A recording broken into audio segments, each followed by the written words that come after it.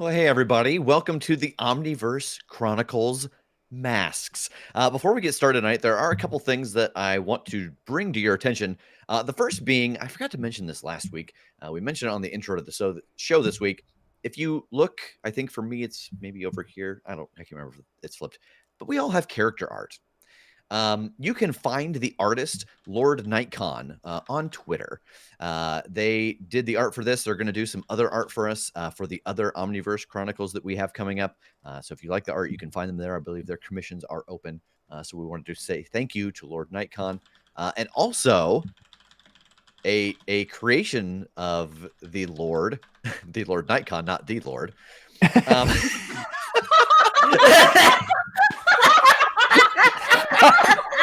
Thank you, Almighty Lord Nightcon, for the things you bring us. Some people have said that I am indeed a gift from God. If you look at Tass's art, he is wearing a tank top that says "He who spelt it dealt it," and because of popular demand, you can now find that in our store. You can just head over to the critshowpodcast.com/masks to get your very own "He who spelt it dealt it" tank top. And the link is in the chat. And that tank top is only available now through June 21st. So if you want it will only be around while this show is active. Mine just didn't get here in time tonight. Oh. It's true. It'll be here for next week. Yeah. Until then, we won't know who spelt it or who dealt it. All right, Landon, please talk now. No, I'm just going to let you keep going. Hi, everybody. I'm Landon. I am our lovely guest GM for all of this. If you're new this week, we're playing Masks: A New Generation, which is a Powered by the Apocalypse game about being teenage superheroes. It's a lovely time. There's villains, there's punching, there's a lot of angst. What more could you ask for out of a Powered by the Apocalypse game? Obligatory plug because it's a great company. It's published by Magpie Games. Go check them out on Twitter at Magpie Official or find them online at magpiegames.com. If you're interested in playing, they have this awesome thing called the Curated Play Program where you can play this game. It's pretty cool. Also, yeah, I might be a GM there. I'm not running Masks there right now, though. All right, so we're going to go ahead and dive right in, I think, then, starting off on our cover. On the cover, we see our 4 intrepid heroes falling down a cyclone of textbooks, homework, coffee cups, and visionary corporation files. Along the left and right edges of the cover can be seen multiple figures. Synthesis's baby brother Harvey, Outlet and the rest of his teammates, a punkish-looking girl with pink hair, a teenage boy with a book clutched to his chest and feathery wings tucked against his back, as well as some various high school students. At the top and upside down is the main Axion Terrace island, Dr. T standing on it looking down. At the bottom is a mini halcyon city, the mysterious oversight from the last panel of the last issue standing on it looking up. Splashed across the cover is our title, The Omniverse Chronicles, Masks, Issue 2. Making their way downtown. Great.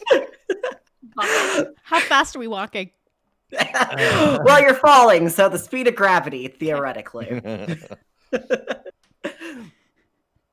We open our issue to the inside cover, where there's a little in the last issue of blurb, paired with chibi art of a crashed hypertransit train and our young heroes. There's a speech bubble that says, well, it could have been worse. Does everyone want to remind us who you're playing and what is one thing you remember that happened last issue? I am Vex. I am a teen teleporter who has an older brother that is one of the icons of the city, and I'm trying to find my way out of their shadow. And the thing I remember from last week probably is not being able to catch the train when I was teleporting because I wasn't initially taking into account the physics of the moving train. I am playing the Codex Augury, who is a young wizard by blood and by training and super nerd. I think someone coined the term math magician last week, which I very much liked. And Without a specific plan last week, he threatened to smash, don't tell me, Centipoint? Is that right? A very large insect-like thief into smithereens. I am playing Synthesis, secret identity Harper Harris, who has the power of substance mimicry, and is trying currently somewhat successfully to balance a superhero extracurriculars plus her mundane life, but we'll see how that goes this episode. And one thing that I did last time during the train heist was, I think it was one of my first outings as the group's leader, and we pretty much did okay. In my opinion, the it could have been worse that's good. That's very good. I did a good job. I am playing Sable. She is an interplanetary nomad who has returned home to Earth to hide out and hang out, and I had a meatball sub last week. Nice. A real good meatball sub. As we turn into the issue, our next page has a box that says Friday, a few days later. The panel is on the outside of a fairly run-down looking high school with Halcyon City High number 14 splayed across the entrance. Over the school, we see the ring of the school bell. Harper, you're the first hero, or should I say teenager, that we see in the issue today. Specifically as the Janus, you have a move for when some time passes that's under your secret identity. Mm-hmm. Can you go ahead and read that out and roll that to see how that's going for you? Sure.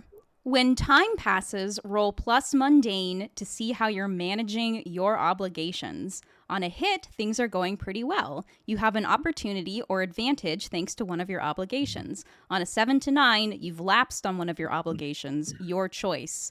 On a miss, you haven't given your normal life anywhere near the attention it deserves. The GM chooses 2 obligations that are going to bite you in the butt. Let's see.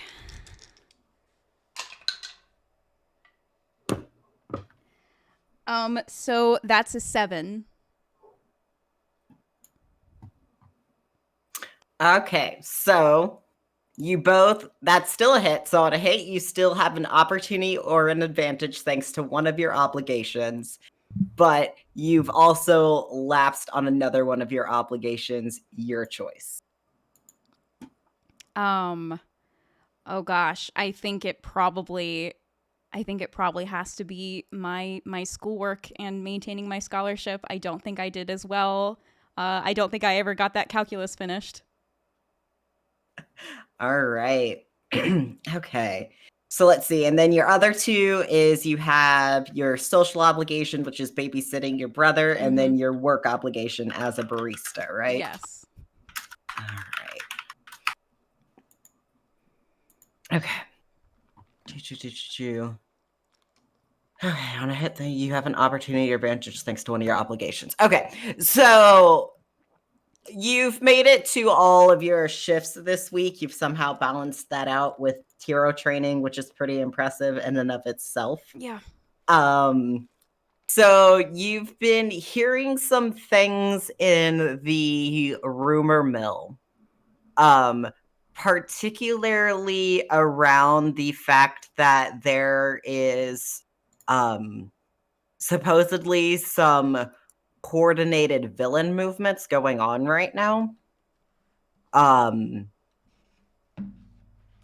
Something's going to happen later that you're going to get some +1 on some rolls because you're going to be like, hey, wait, I knew this was going to happen.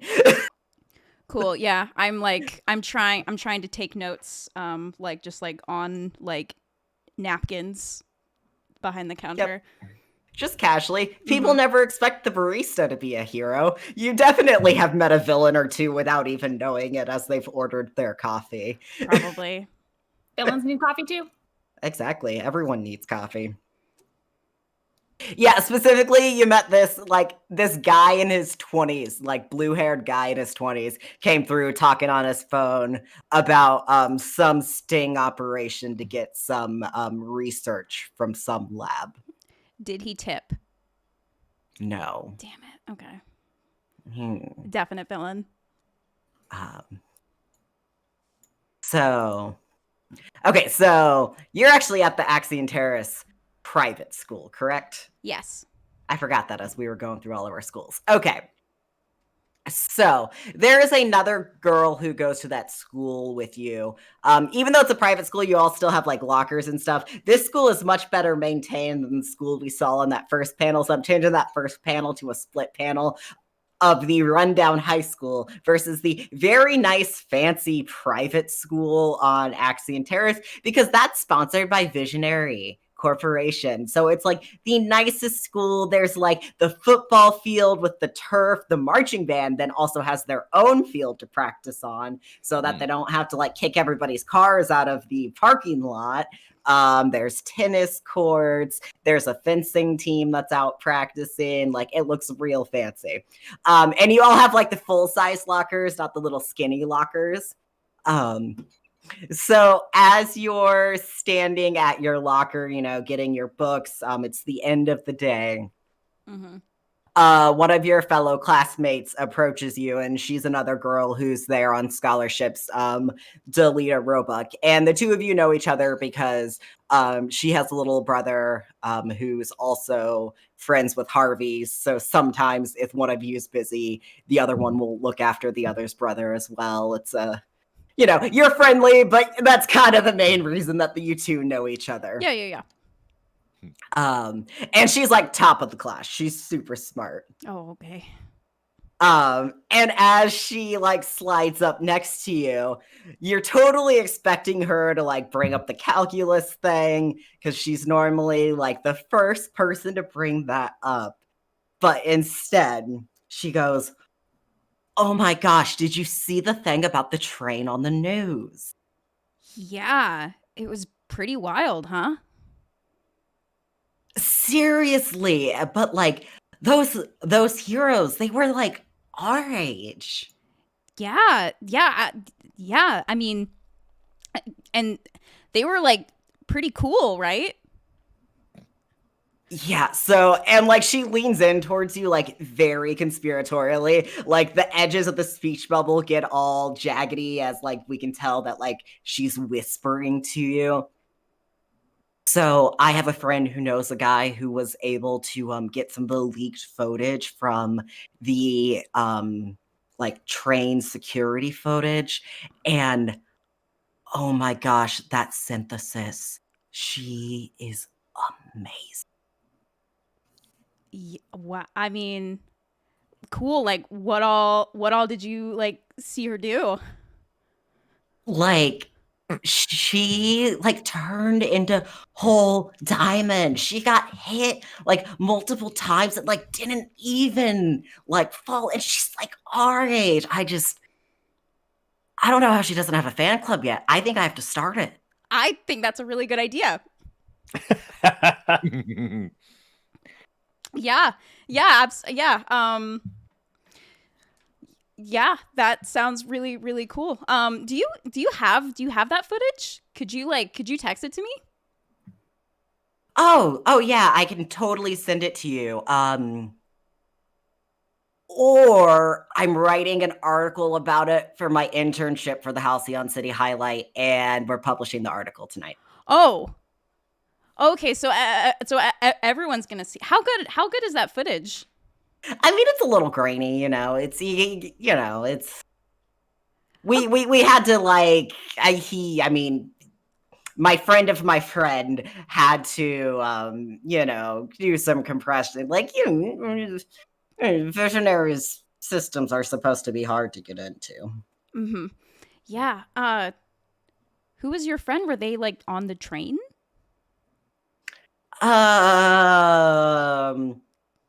Roll to pierce the mask. Okay. And what is this? Mundane? Okay. That is mundane. So when you pierce someone's mask to see the person beneath, roll plus mundane. I have a 9. All right. So on a 7 to 9, you can ask one. Uh, Go ahead. Yeah. how can I get your character to reveal their source? Yeah. So she looks kind of like a little embarrassed as like you ask that, like, she's well, journalists really aren't supposed to reveal their source. But if you could look after Derek, who is her little brother, tonight, then I could tell you who it is. Do I have Visionary Vanguard stuff tonight? You don't have Visionary Vanguard stuff tonight. No, currently Okay. you think that you are free. Excellent. Yeah, yeah, I can definitely do that. Just have him. Could you drop him off over at the apartment, and then I'll watch him. No problem. Yeah, I can definitely do that. Okay. So her name is actually Sapphire, and she goes to like this crummy public school down in Halcyon. Oh, which one? Number 14, I think. Oh, cool. I went to 12. And as we get that, we turn the page to find Sable. Sable, where would you be hanging out around the school? Because you don't actually go to the school, but you hang out around the school, and you're hanging out around number 14. Oh, yeah, for sure. I mean, I think I left Earth when I was about 13, so I've kind of missed out on the whole high school experience. So either lunchroom, or I think she just kind of like jumps into like whatever sport is being played like during PE, like one of those people that's like, I'm skipping class and I'm playing softball, and maybe I'll be here for a couple more classes. But I think at this point, probably taking a break and just going to find some food. So as you have like gone off to find some food, you found the vending machines. This is Halcyon City, so half the stuff in the vending machine is really weird. Not that weird in your opinion. I mean, you've been all over the universe. It is what it is. The punky girl that we saw on the cover with the pink styled hair throws her arm around you, and you know that this is Sapphire, and she's just declared herself your friend since you've been back. She's just one of those girls who has that type of personality. She saw you, she liked your attitude, she decided you were friends. And she's just like, she's got the whole punk aesthetic going on. She's got the spiky pink hair, like eyebrow pierce, septum piercing, industrial piercing. She's wearing the leather jacket. She's got like the full like knee-high combat boots, bunch of bracelets on her left wrist. And she just throws her arm around you. It's like, Sable, what are you doing tonight? Tonight. Let me see. Schedule. I don't know. You tell me. So, like, pretty late tonight, abandoned warehouse that's in, like, the northern... Sweet. All right. Well, I wasn't expecting it to be quite that easy. But if you want to, bring your friends. It's going to be a rager. We've already paid off some police, so it should go on for quite a while before we get busted. I mean, I know you like work for that whatever Vanguard thingamabob, capitalism, but it's going to be great. You should come. If you have any other friends, you should bring them. But if not, you and I can just totally hang out.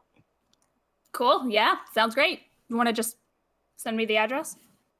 Definitely. I'm a little busy before then, so I'm going to have to meet you there, but I definitely want to see you there tonight. There is something else that I want to talk to you about, but not on school grounds because, illegal. Yeah, deniability. I get it. Cool. See you there. Cool. And she just like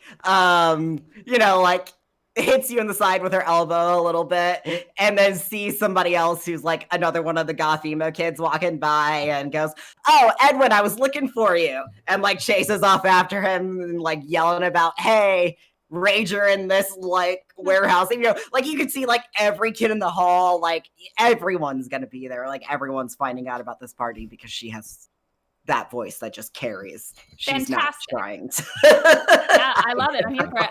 Yeah, then I just go back to trying to break into the vending machine. Oh, it's not hard at all. You think they would do a better job at, but no, they don't. Excellent.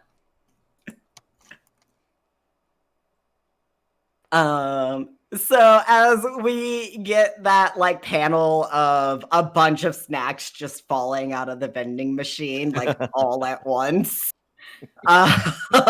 we turn the page again and we get Codex. So Codex, you already finished high school like a long time ago. You're currently tutoring, and where like you had some tutoring that you were doing today. Where were you doing your tutoring sessions? You're always welcome to do them at any of the public schools. You could do them at the public library. Where'd you set up shop today?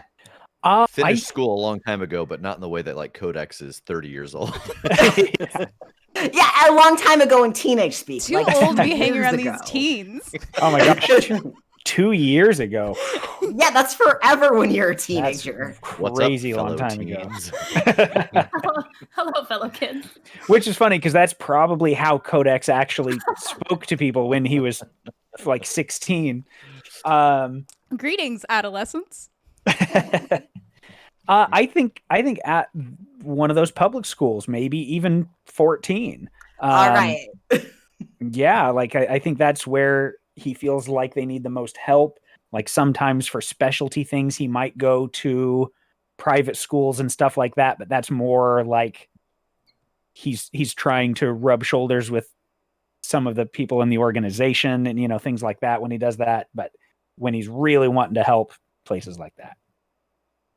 So in your panel, you're in the library of the school, which similar to the outside of the school, we can tell is struggling a little bit. The shelves are not nearly as full as they should be. We see the glass like paneling of the library that goes out to the rest of the school. We can see like through that glass paneling Sapphire walking past with that like kind of muffled bubble, still talking to someone else now at this point about, hey, Rager at this warehouse. But sitting at this table with you, wrapping up tutoring, is the boy from the cover who had the black feathered wings. He does go to this public school, but when you're here, he does get pulled for tutoring with you. Because due to his appearance with like a hero power that forms so physically, he tends to get kind of like picked on, stands out a little bit. So he can't get pulled to get tutored full time because he is not in a position financially to do that. So when you're here, he does get more one-on-one time with you. And his name's Rook, and he's very shy. But he's very bright, like he's very excited to learn. And as he's packing the stuff up, he's like very quietly is just like, so I saw about the train heist with the orator and the others. Oh yeah. What did you think? Well, it would have been a lot worse if you all weren't there, but I mean, like, just how do you do that? Like, Oh, aren't you worried that you're gonna hurt even more people Oh. in the process of saving them?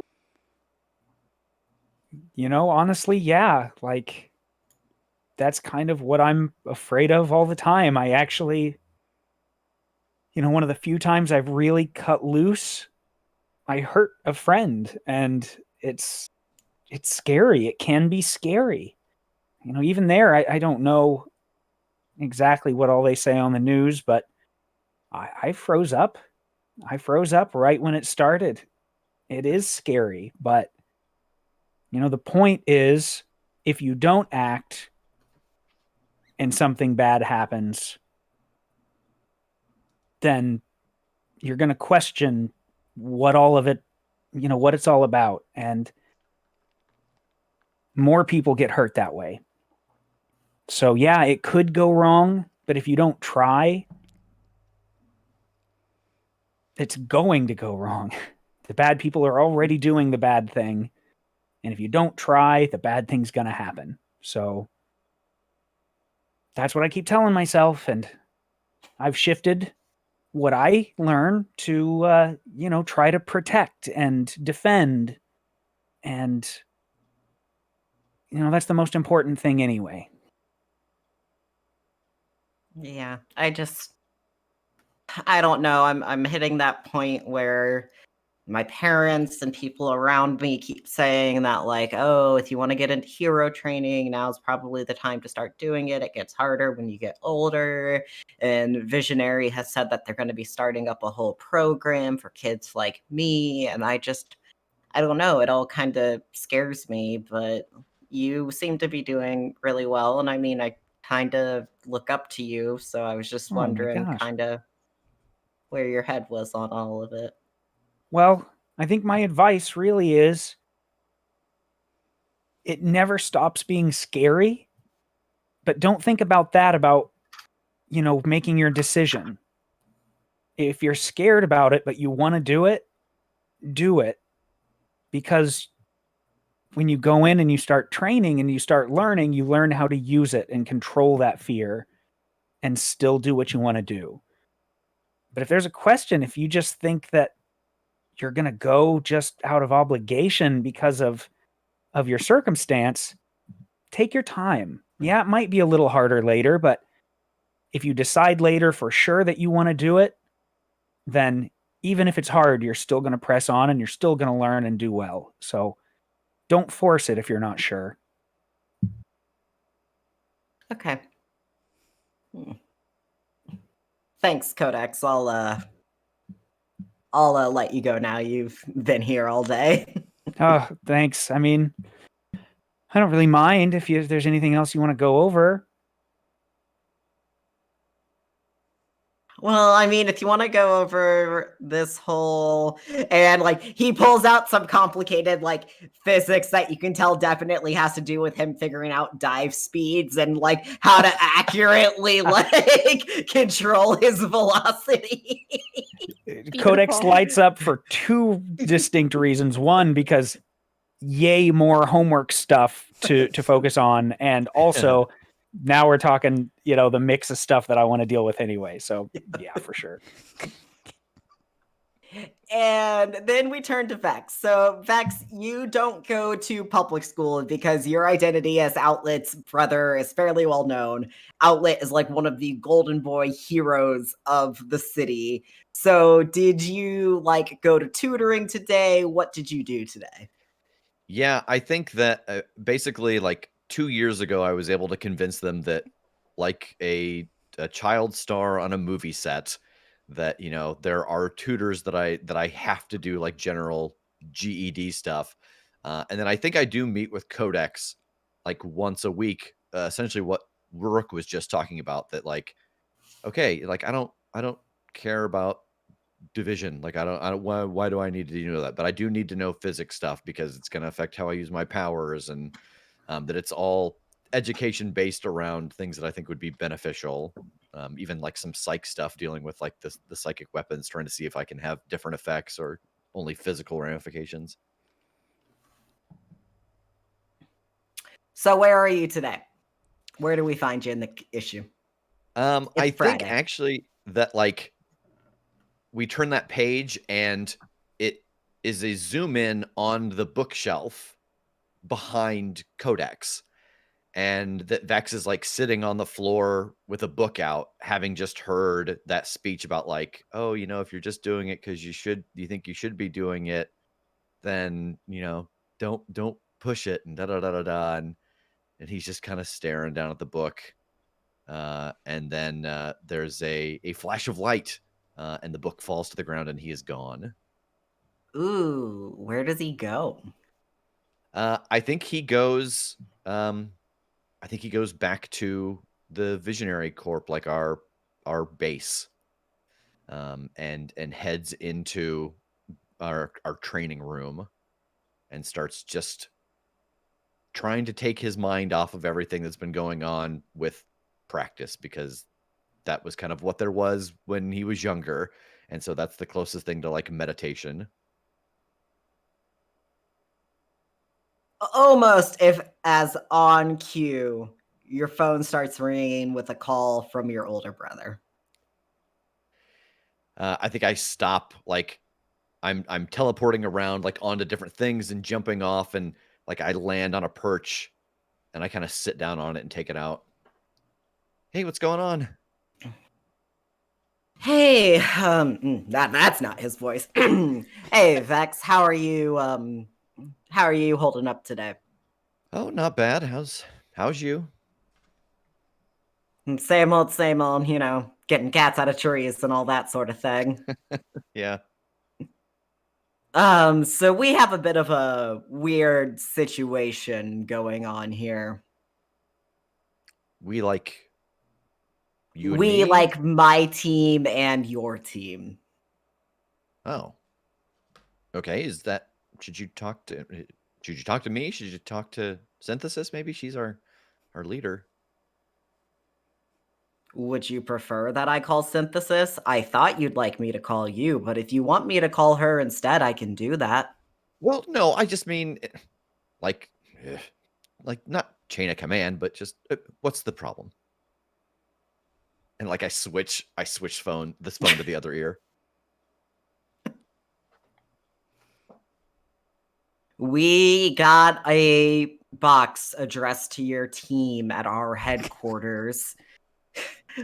We scanned it. There doesn't appear to be anything dangerous in it.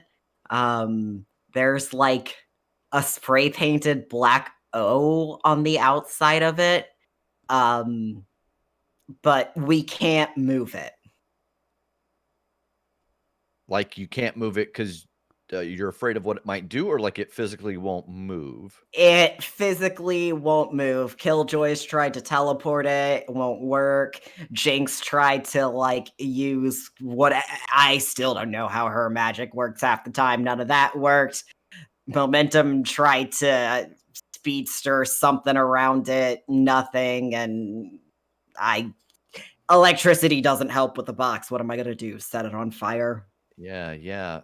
Have you opened it? No, opening someone else's mail is illegal.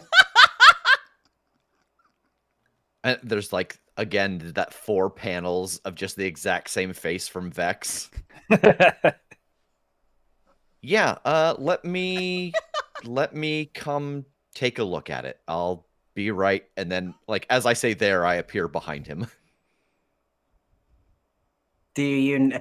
He like turns around, completely unsurprised. Was completely expecting that. Yeah. The rest of his teammates are there, and this is like the first time we see the 1 second. I gave their team officially a name. I gotta go look in my notes. The Guardians of Halcyon. This is the first time we see the Guardians of Halcyon on. I love them. I need to know everything about them. Oh no, this is not what we're okay. Sorry. This is the first time that we see the Guardians of Halcyon in the issue. So we get like a whole 2-page spread of this group as your brother turns around to look at you in their base. And their base, whereas like your group's base still has that sort of sterile, was provided by a corporation feeling to it. Their base has a completely opposite feel. It's very lived in. They've been like sponsored on and off by corporations, but like it's like in the same way that like race cars get sponsored. They like, throw a patch on their uniform for a bit, but it's not in the way that you all are like basically raised by a corporation. So this is like a base they built or had built. And so like it's all very like decade-old design, but they all seem to really like it because it's their teenage year design when they first all got together. The 2-page spread has like names and arrows and like powers and descriptions to everyone. So to the far left of the page, like sitting on one of the couches, all like laid back, throwing a ball in the air, is Killjoy, who's wearing like a spiky leather jacket, ripped up jeans. He has like bright red hair. There's like that arrow pointing towards him, like real name Mikey Callahan, powers, teleportation, power negation. Sitting next to him on the couch, just like speed reading like this very thick book, is another boy about average height. Black hair, kind of steely eyes. And there's one that points to him that says momentum, axle quick, speedster phasing, speed reading, part of the Quick legacy, which is a line of superheroes. First openly trans superhero in Halcyon City.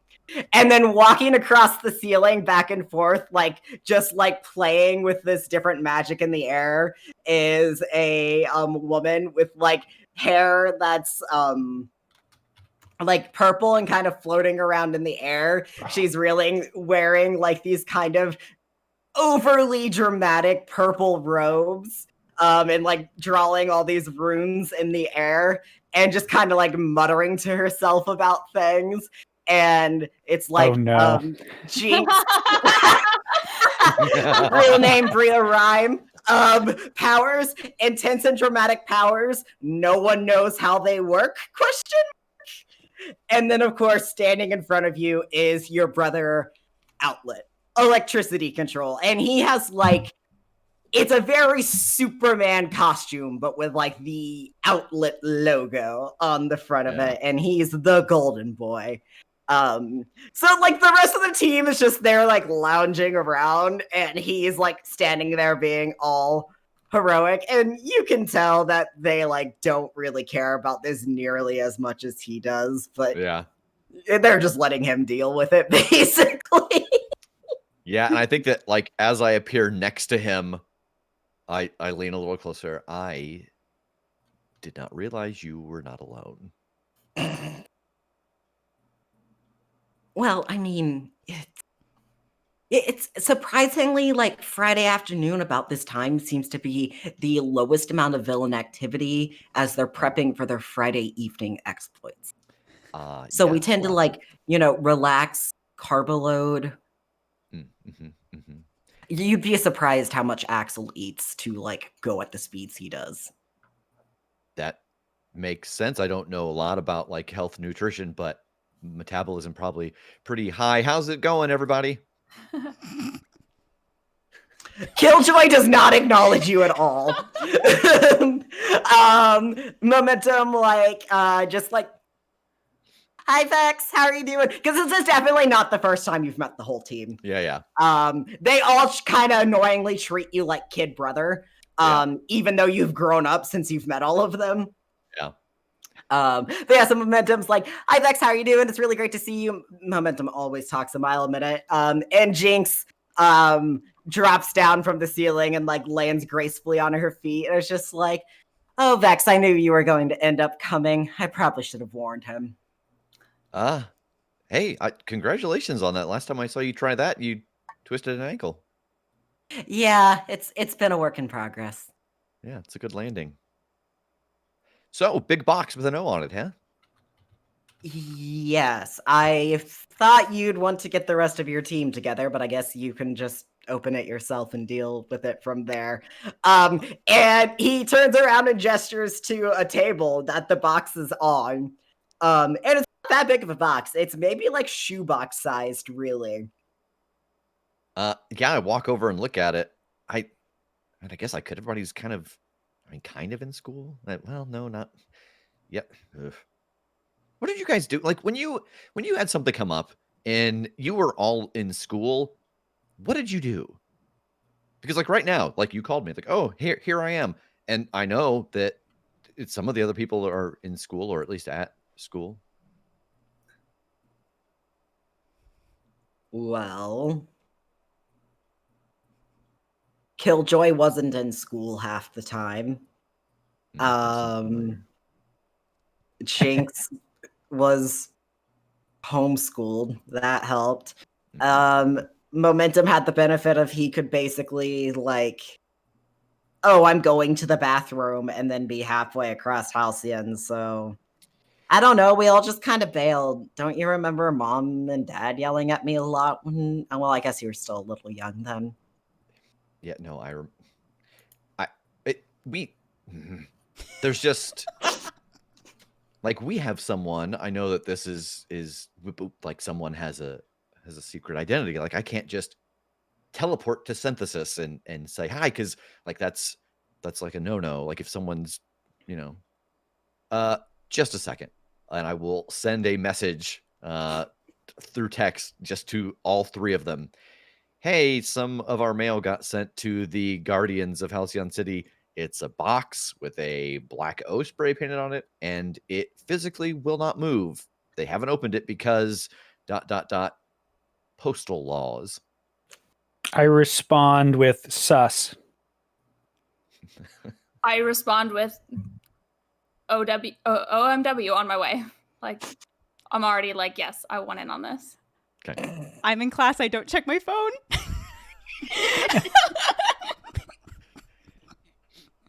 It's on silent. Yeah. Do we know? No, probably not. We don't know that Codex knows. Unless he has offered that information. Okay. And so I will ask if anybody needs a ride. Yeah. Okay. Yeah. And then I see that it is not even read yet by Synthesis in my phone, and so I disappear and I grab the other two and come back. I just wrote myself out of this episode. It's okay. You're gonna come back in. The school day's almost over. Yep. Yeah. I definitely still have like an armful of vending machine snacks. Yeah, when you come in with the armful of vending machine snacks, Killjoy pops, like, teleports, like, behind you, snacks one of them, and then teleports back onto his spot on the couch. I just drop them next to him on the couch, just everything. Make a nice little pile and then grab some Twizzlers or something. So, okay, what? A box that can't be moved? Yeah, and I will point to the box on top of the table. Well, how did you get it onto the table? We didn't. We came back from, God, what was it? Bank robbery? And Jinx nods. Yeah, bank robbery. And it was just there. And, then Outlet points to like this little like gift tag on it that says, it's like in very nice calligraphy, to the visionary Vanguard.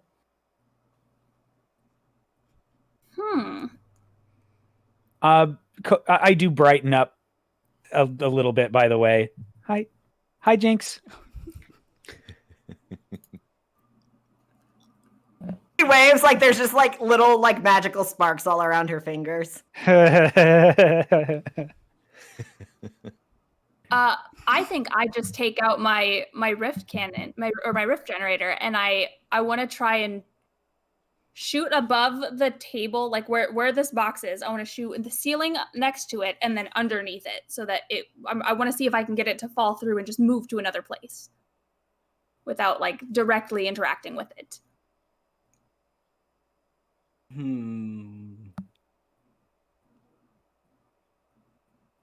Yeah, go ahead and roll to unleash your powers, because I think it'd be really funny if you showed them up. Okay. Let me pull up my clues. Okay. So that is plus freak. Plus freak.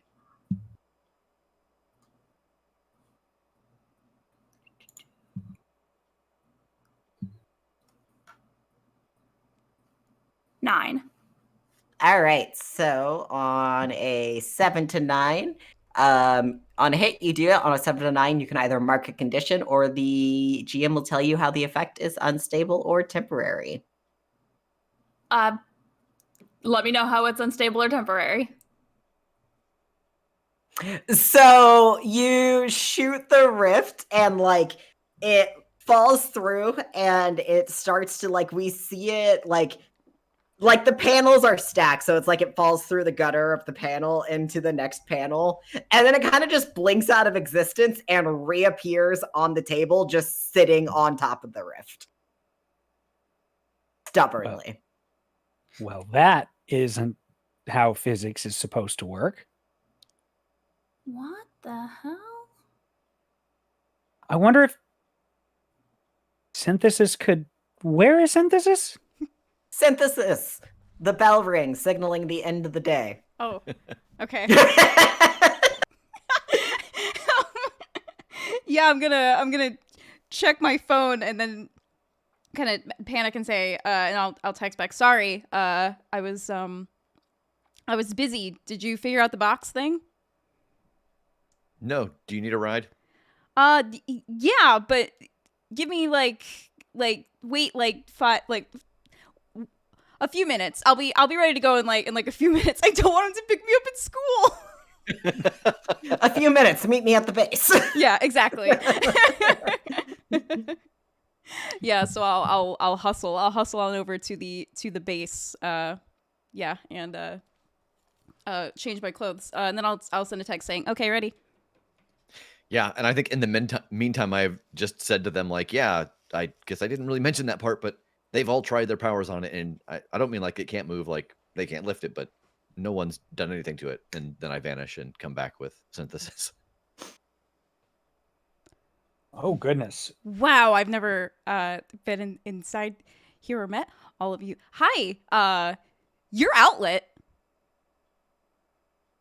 Yes, I am. Hello. Hey. Synthesis, it's nice to meet you. And you're the first one he's actually offered a hand. I'm trying to be so cool in front of this person. But I'm and so I'm just yeah, it's an honor, sir. Sir? Outlet is fine. Outlet. Sir is unnecessary. So what's going on here? Well, there is a box that we cannot move that was addressed to us. And Sir Outlet here asked for our help because it was addressed to us, and they can't seem to move it. Okay. What's in the box? We don't know because of postal code laws. Fair. But it's addressed to us, so Yes, so we could please open it. Oh, you want me to open it? I feel like this is a conversation between two team leaders. I'm not touching it. It couldn't go through a portal. I'm not touching it. Yeah, okay. Just in case, maybe y'all should stand back a little bit. Sit with the snacks. And then I'm going to turn to Diamond, and then I'm gonna open the box in case this thing explodes.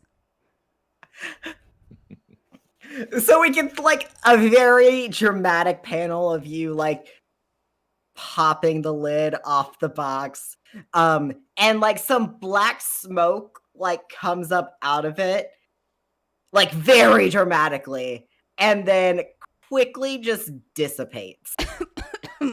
And inside the box is a flash drive. And like etched on the flash drive, it says oversight. Huh. And there's nothing else, just the flash drive. And like if you try to pick up the flash drive, it'll move. The whole box will move now, basically. I push the box a little bit. It moves. Well, I did it. This is all that's in it. Just this flash drive oversight. Do we know who that is? Or what that is? I haven't heard the name. Yeah. Yeah, I don't think so. Uh, Anyone? Jinx?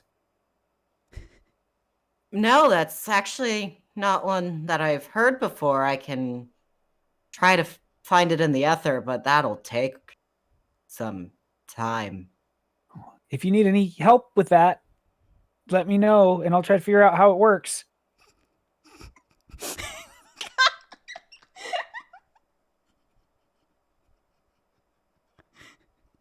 Well, I mean, I'm sure that we could work something out about that. I've been very interested in learning more about how and as she starts doing that, this alarm starts blaring in the background, and then another, and then another, and then another. And Vex, you almost never hear your brother swear, and we get an oath, and like that cuts off, and he's just like.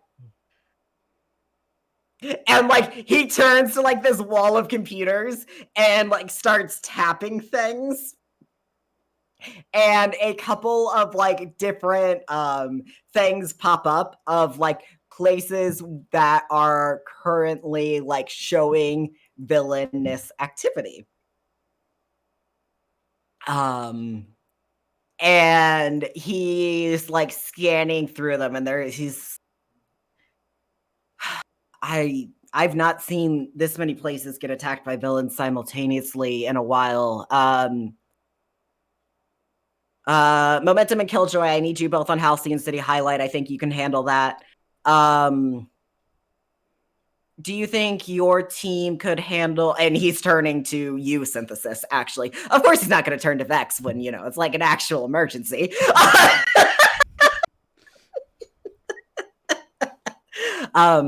Synthesis, do you think your team can handle taking out one of these sites? We have villain break-ins at a couple of different locations, and there's one that has 3 villains that I think your team showed that you can handle a group pretty well. How long do I have before I have to babysit Derek and Harvey? You're supposed to be home right about now.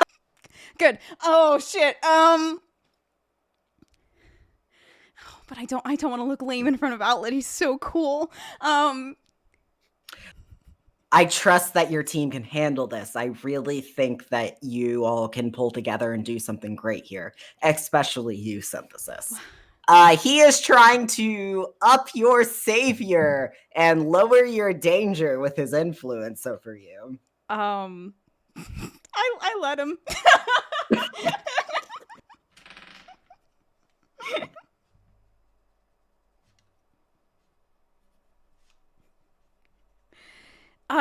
Yeah.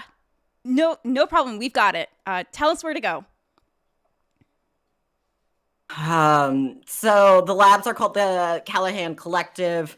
They're at the corner of oh god, what is it? Mikey, where's like Killjoy and like Momentum are like in the middle of like getting their suits on and like getting ready to leave, and Outlet turns around. Mikey, where's your dad's lab? And Mikey's like, Broadway and 7th. There you go, Broadway and 7th. Okay. Vex? Yep. And I lean down and grab one of the candy bars off of the table and I throw it to Synthesis. Apparently it's important for us to carbo load. And then we vanish. Before you vanish, Codex, Jinx leans over to you and is like, don't worry. Just, you know, go kick some ass and we'll do some more of the fun stuff later. Up your danger and lower your superior before you rush off into battle.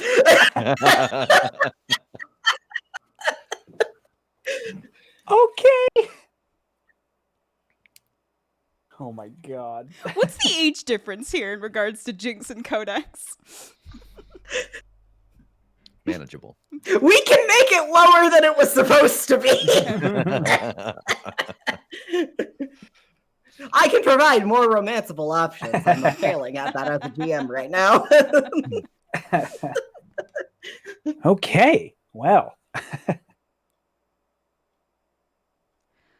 All right.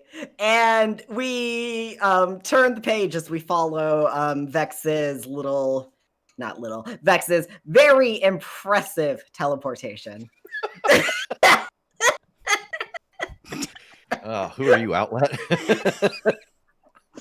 I'm just too in character right now. Oh no. Yeah. We follow Vex's teleportation to the Callahan Collective. Now, you all would be at least somewhat familiar with the name the Callahan Collective. It is a research lab in Halcyon City that the Visionary Corporation has tried to acquire multiple times, and they've held out because who knows? They refuse to do any interviews about it, but every time the Visionary Corporation has tried to buy them, they've just been like, no. So, you probably have heard about them because there have been articles about them before. But beyond that, you might not know a lot about what sort of research they do or anything like that. But when you get there, it is, you're in downtown Halcyon City proper. So it is a fairly tall building that you're at. It's a Friday in corporate America. So, everybody left at like 3 p.m. So luckily the building's decently empty at this point. Alarms are going off and the front window is broken. But you don't immediately see anybody. What do you do? I am instantly starting to put together my board to build my burn. And so all right, head and roll to get some burn. Not terrible. Ooh, I do have to mark a condition. That was an 8. So I hold 3 and mark a condition. Oh my.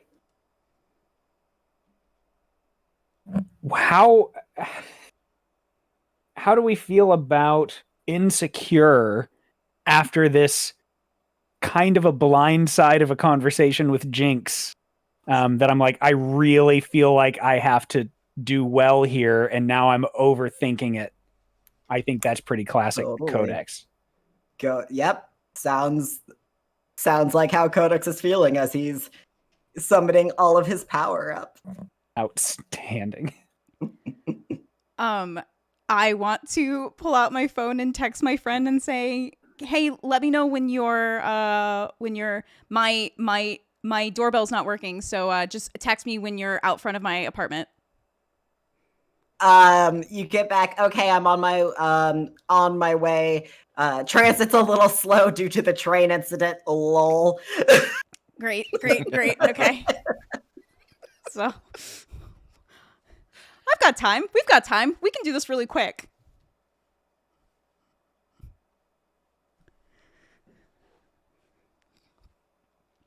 All right. Broken window, what are you doing?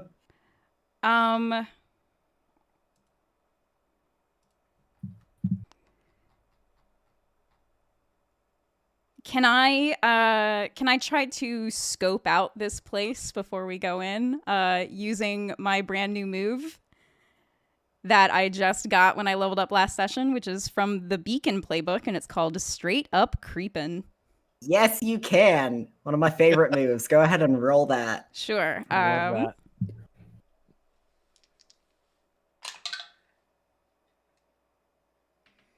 that. So that is a 10.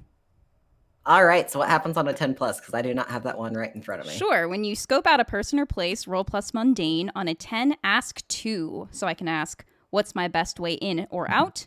What happened here recently? What here is worth grabbing? Who or what here is not what they seem? Or whose place is this? So we know whose place it is. Best way in or out, I think we kind of know. What happened here recently? So, as here's your opportunity / advantage from earlier, actually. So, you remember from when you saw that guy with the blue hair that as he he had ordered like an extra hot coffee, right? Yeah. And when he took it, you had noticed that like there were like these thin little bit of like ice, almost spider webbing out from his fingertips when he took the coffee. And you're seeing like those same sort of like traces of icy spider web, like leading around up to this broken window, and then even more significantly inside. Now it's like real thin. You have to be looking for it to see it. But you definitely know that that guy was involved in the break-in, and he is one of the villains who broke in. All right. Who or what here is not what they seem? Ooh.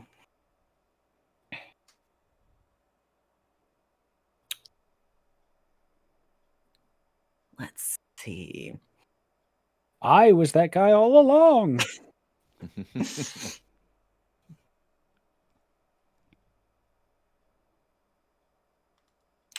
So,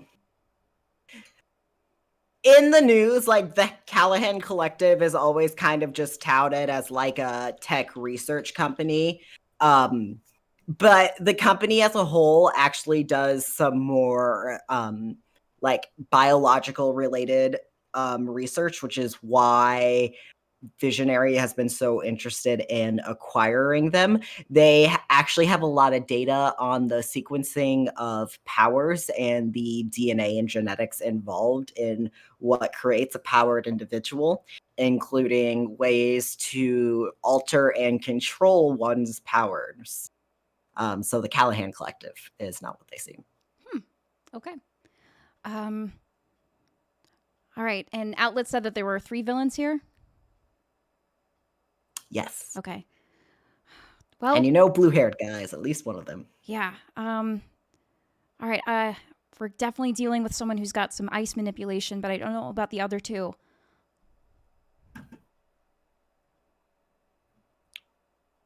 Any idea why they're here? Well, the Callahan Corporation is kind of shady and trying to look into like power manipulation or power replication and power control, stuff like that. How tall is this building?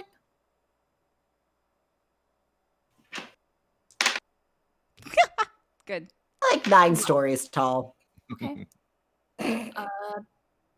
I'll scope it out and see if I can see anyone else. And I want to try and use my anti-grav pack and just kind of scale the building from the outside and just kind of like creep and look in windows to see if I can see anything. Are you just doing an assess this way? Yeah. All right. Go ahead and roll to assess the situation then. Mm-mm.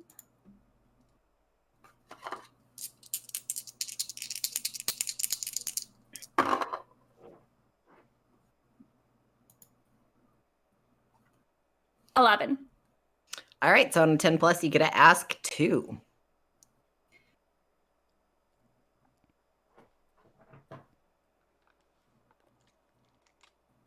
What here's the biggest threat?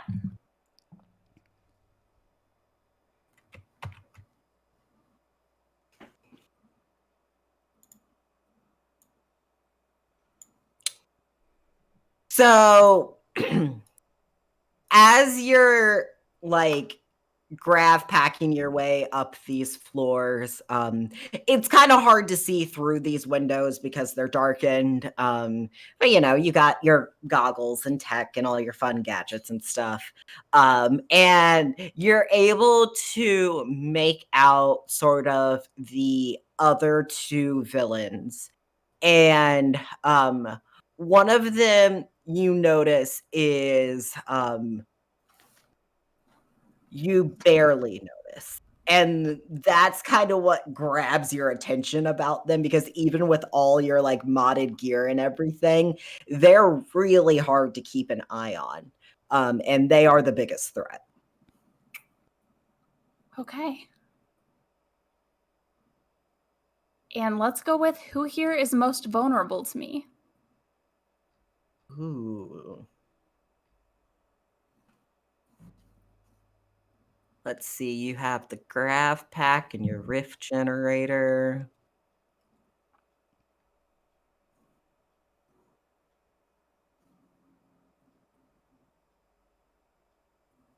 Actually, it's the individual who's the biggest threat who's most vulnerable to you.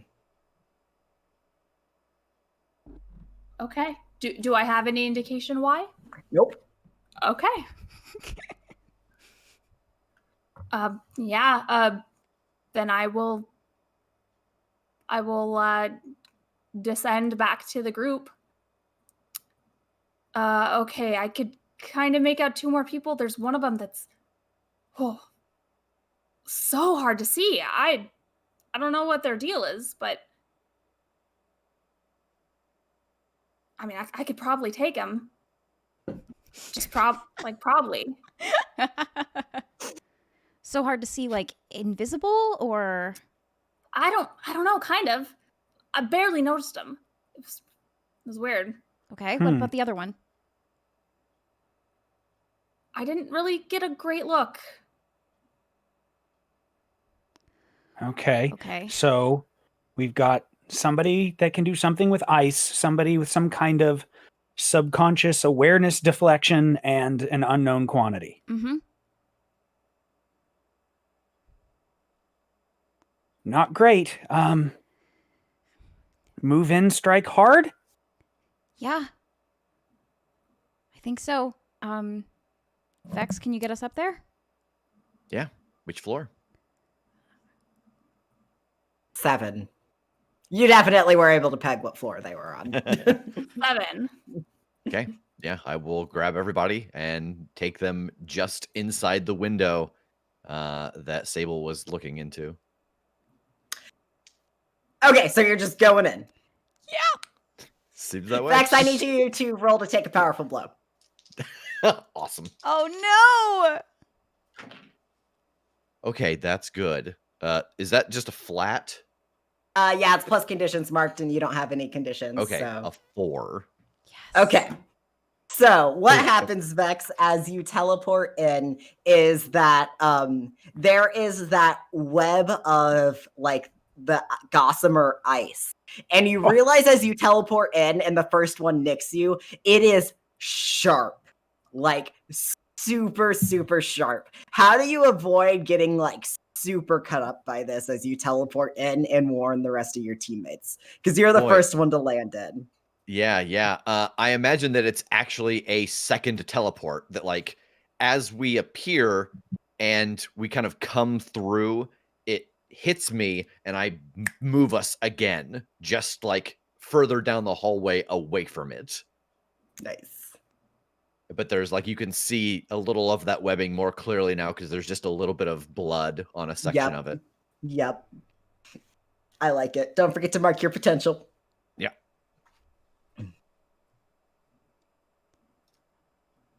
And we appear. Holy crap! That's okay. Careful. That is very sharp. I could have just cut us all in half. That would have made that. It's a real easy day for them. Oh my god. What Is that covering the entire building? I don't know. Do I see? Look at me. Look at them. Uh-huh. Ignore the ice. Focus on the person who makes the ice. Yeah. Right. Yeah, do I see like ice trails anywhere? Does it seem like the ice is going in a particular direction? So there's a lot of it kind of spread out along this floor. You can tell that like they had some time and they booby trapped the floor, Yeah. basically. But you can see that, like, as your eyes kind of adjust to, like, they cut the power. So like as your eyes adjust to the floor being darker, you can actually see the power being cut helps a little bit because the light glints off of the ice. And you see more heading back towards an area that's labeled like research, and like lab A, oh, I should know my safety protocol at the top of it, but it's like, like highest hazmat level, like make sure that you're wearing your like proper PE, all that stuff. PPE, sorry. Personal Superb. protective. Yeah. Okay, whatever it is, it looks like they were heading towards the lab.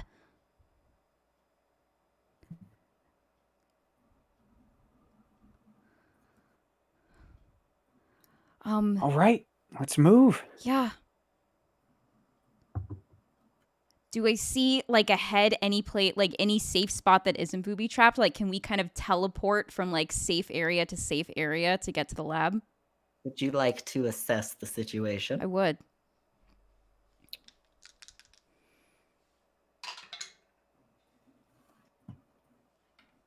That is a 9.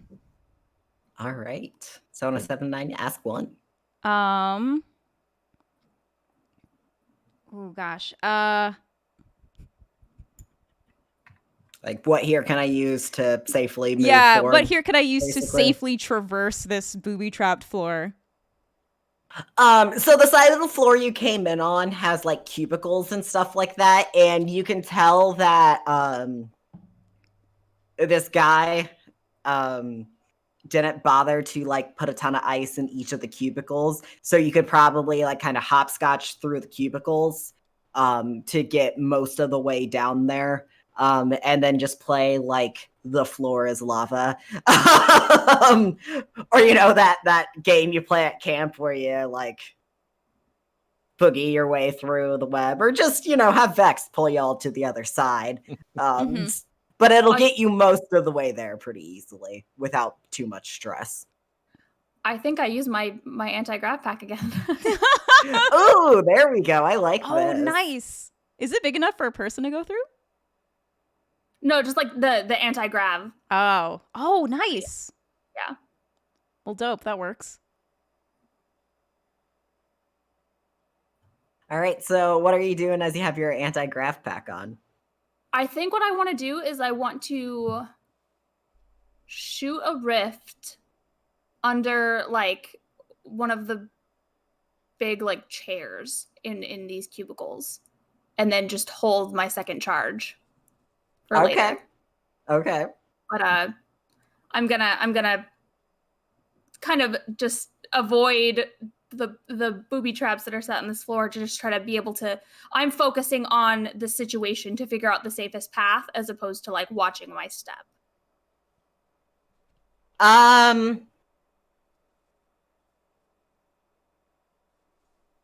I think you are unleashing your powers to overcome an obstacle. Cool.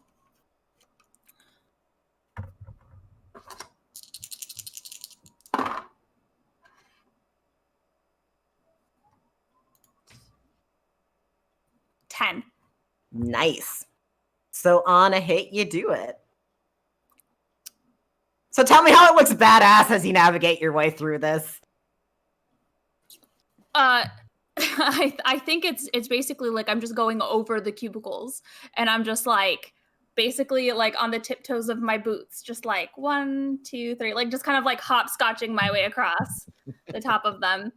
And I think I'm kind of pointing out like silently, like this is a good place. This is a good place to like help everybody else along. Nice. Nice. I like it. And then I shoot one of my riffs underneath one of the chairs. Nice. Then I think I would grab onto Vex's shoulder and say, okay, can you hopscotch us through? And I'll wait until I see where Sable ends and then just go once. That also works. Totally works. I think with Sable clearing the path first, you're able to get through. Sable, as you make it down to the end, you notice that slight movement out of the corner of your eye again, of like that person who's like, it's like they just keep sliding off your vision. Can I tell where they are right now? Somewhere over to your right.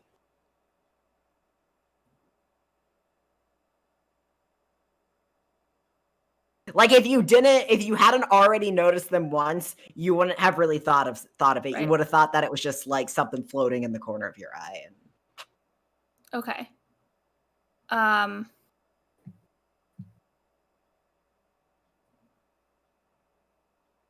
I'm gonna hold on. I'm gonna hold on to it for now. But I'm waiting for everyone to gather with me, but I'm trying to like position myself so that I'm keeping that in my peripheral so they don't notice that I've noticed them yet, but I'm trying to clock kind of where generally they are so I can let everyone know.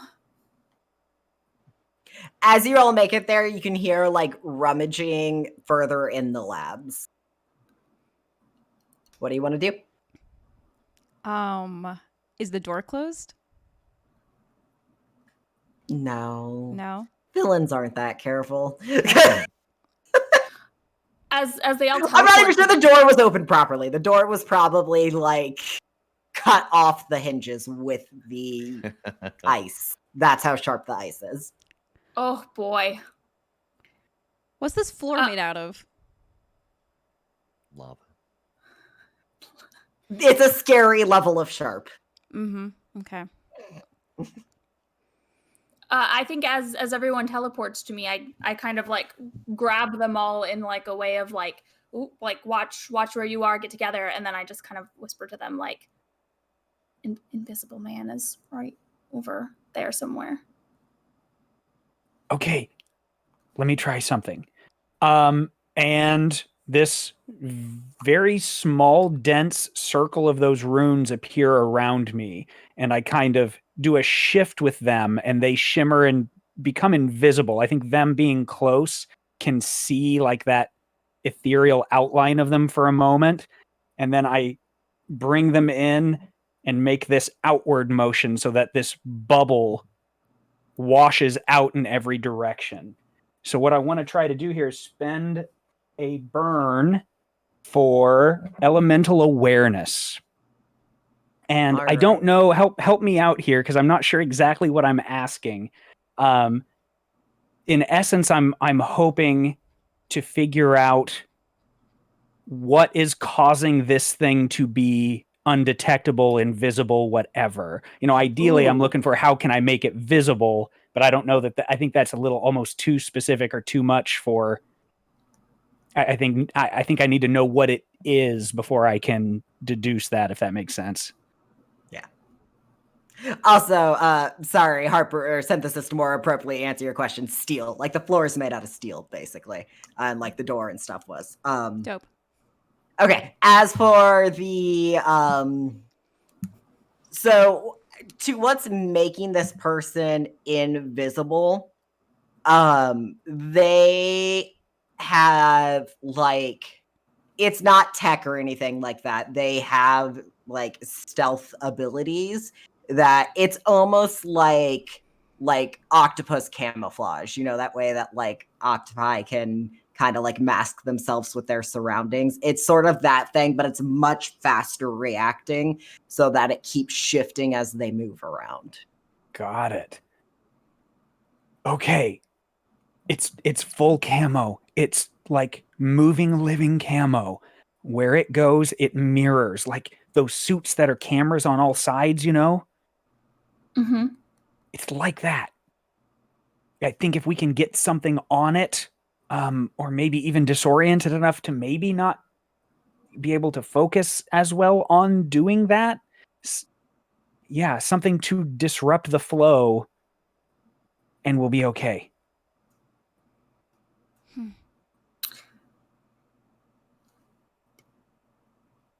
Yeah, I think I want to turn around like very quickly to where I kind of see it in my peripheral. I'm hoping to kind of catch it off guard for a second to get an indication of like where it might be, and then I want to shoot my second charge of my rift generator above them to drop the chair that I have waiting. All right, roll 2, directly engage a threat. I love this. Would this count as being underestimated? This person knows who you are, and they do Okay. not underestimate you. Oh no. Good. I mean, not great, but good. Yeah. Yay, but also no. Amazing. Yeah. Yay, but oh no, who is this? Yeah. Wait, what? What?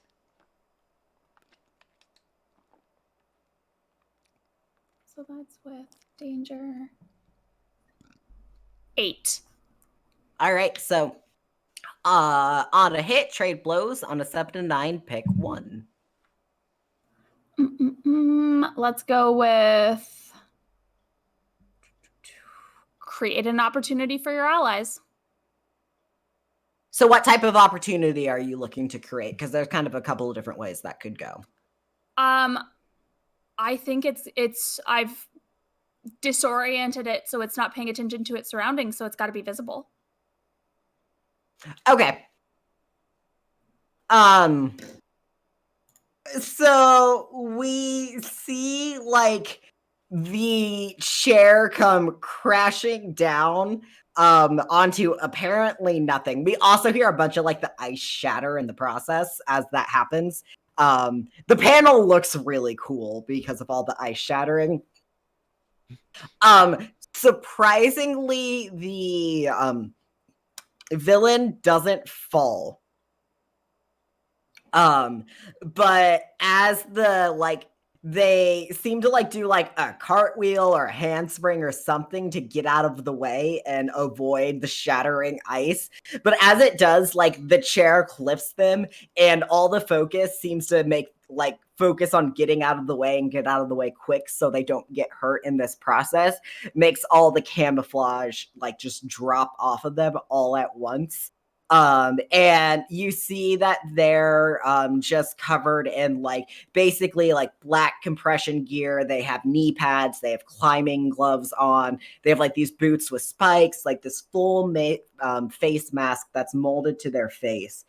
Their only like visible distinguishing feature is that they have this short, almost buzzed dark brown hair. And as they come out of this cartwheel, like they reach for something on their back, pull out like a throwing knife, and just chuck it right towards Sable. And it's like flying straight and true towards her. I want to do a panic burst of energy and throw a shield up in front of Sable. All right, that's one of your flares, right? It absolutely is. I call up a fast protective field to stop a danger. So I spend a burn to defend someone else, and I am rolling plus freak instead of savior. All right, go ahead and roll to defend with freak. Okay. Oh, you are insecure though, so you still get the -2 to defend. Damn it, you're so right. Oh. So that 10 turns to an 8. Yes. All right. 7 to 9 is the best on this. All right, so on a hit, you keep them safe and choose one. You can add a team to the pool. Take influence over someone you protect. Reminder, since Sable is the nomad, you don't actually get influence over her, but you can clear a condition or mark potential, or you can clear a condition. Mm-hmm.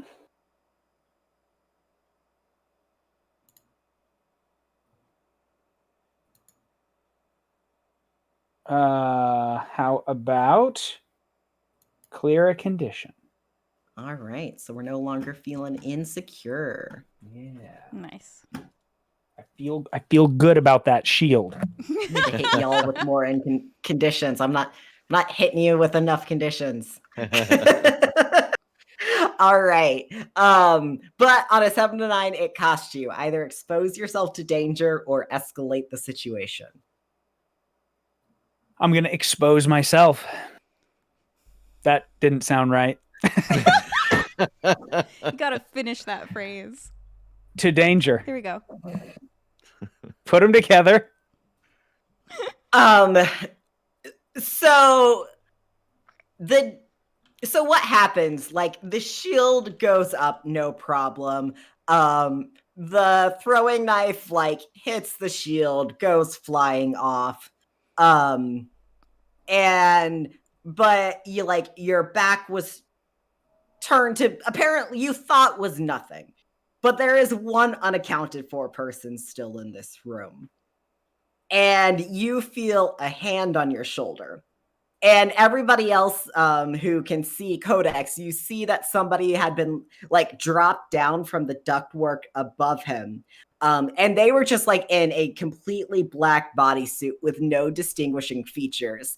And as their hand lands on Codex's shoulder, their body starts to morph and turn into like a duplicate version of Codex.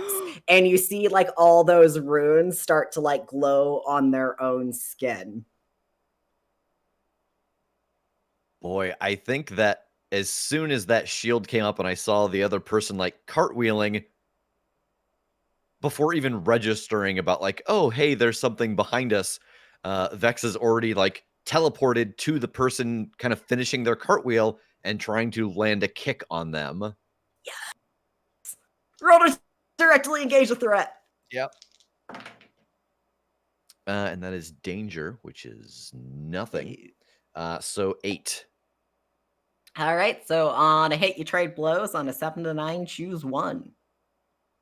I think I take something from them because my thought is that I try to time this kick at their mask, and it has not come up yet, but I can't imagine why a teleporter would not wear steel-toed boots when they have to teleport around and kick people. Oh, I was not expecting their identity to get revealed this early. Oh, I like this though. Okay. This might change the total direction of this issue, but I'm fine with it. So your kick like lands hard into their mask and like their face jerks back and the mask goes like flying off. And like you hear them hiss as they turn back to you, and like we get the panel of their face. And Sable, you're the only one who would recognize them because it's Sapphire. And before you can get away, Vex, she grabs your leg and like pulls you down towards the ground. And like as she does that, you feel like yourself get really, really drowsy. Like it's getting really hard to stay awake. I need you to mark a condition. Okay. How you feeling? Boy, I think I'm angry. It's been a long day of just verbal abuse for Vex, and then to kick someone in the face and have them just slowly seem to start to put me to sleep. Taking a sleeper hold to a whole new level. Yeah. So yeah, angry.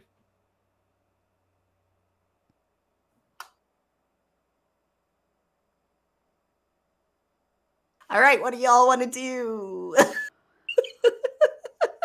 Oh man, so we've got these two people out here and then ice guy just still in the lab. Oh yeah, totally. There's still some rummaging going on back in the that lab. Who knows what he's getting into back there? I mean, I know, but you know.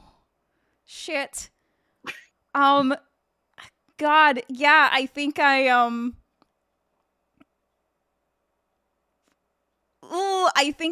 tap my foot, and that contact with the concrete, my body turns to concrete, and I want to use one of my abilities, which is impossible mobility. I want to melt into the floor, and then move into the lab.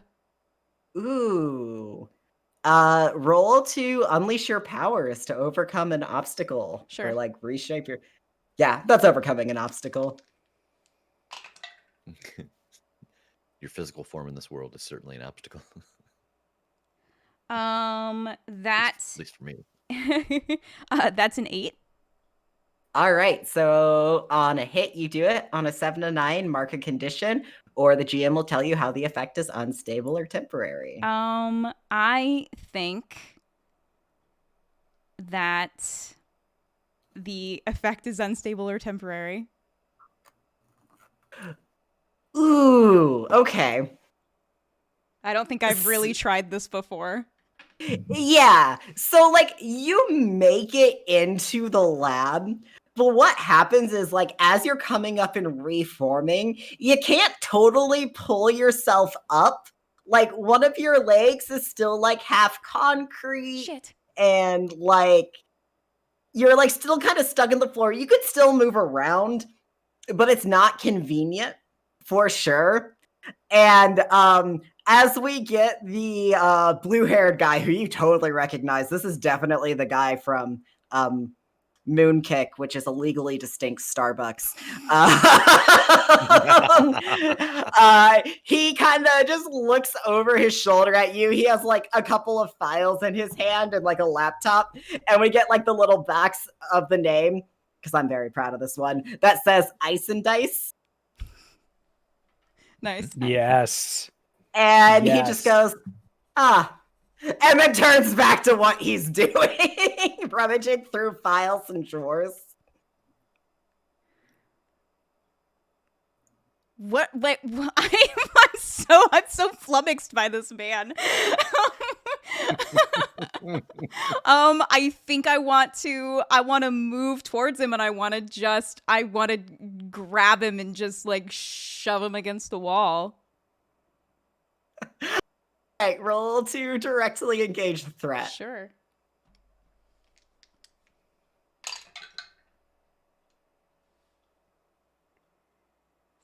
+ 3 - 1, 8. All right, so on a hit, trade blows. On a 7 to 9, pick 1. Okay.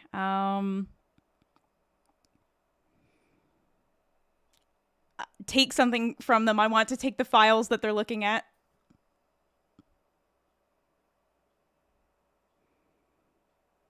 Sorry, I needed to answer a very important question in chat. All villains are hot by default. Of course, why would they not be?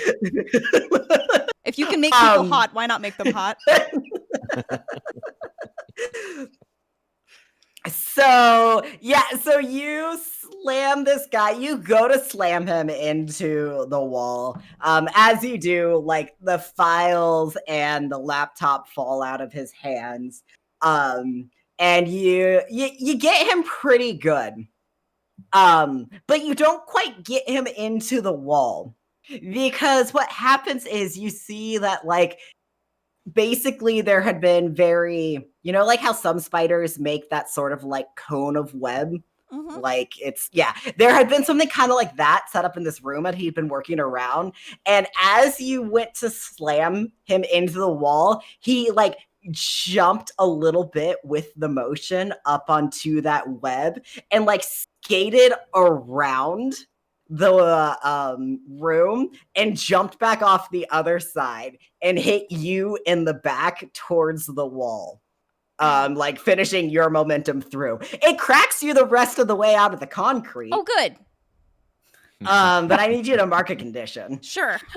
I thought you were gonna say it cracks your back and it feels great. Oh yeah, that too, probably.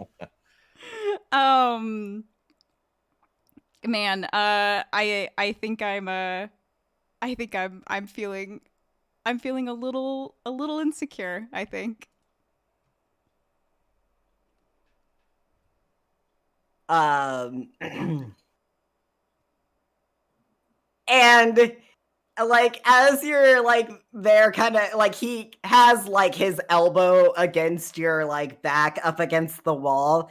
He's just kind of like, honestly impressive how you got in here, but honey, I made the impossible movement game.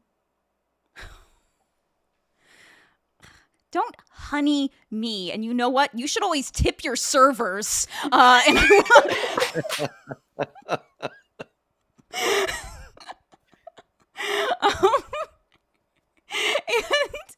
I think I want to, as he's grabbing me, I think I want to make my hands burst into flame.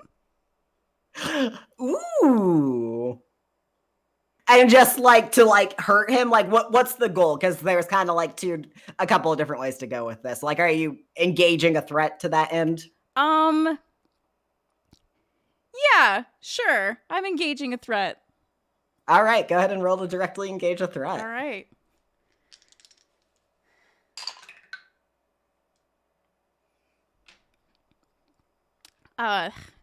We can thank Vex's brother for giving me that -1 to danger, because that was a 6. Oh. So nobody else is currently. I did not remind you there is a function where you can use team selfishly. Mm-hmm. Now, team selfishly, you have to explain how whatever you're going to do will throw your team under the bus, be selfish, what have you.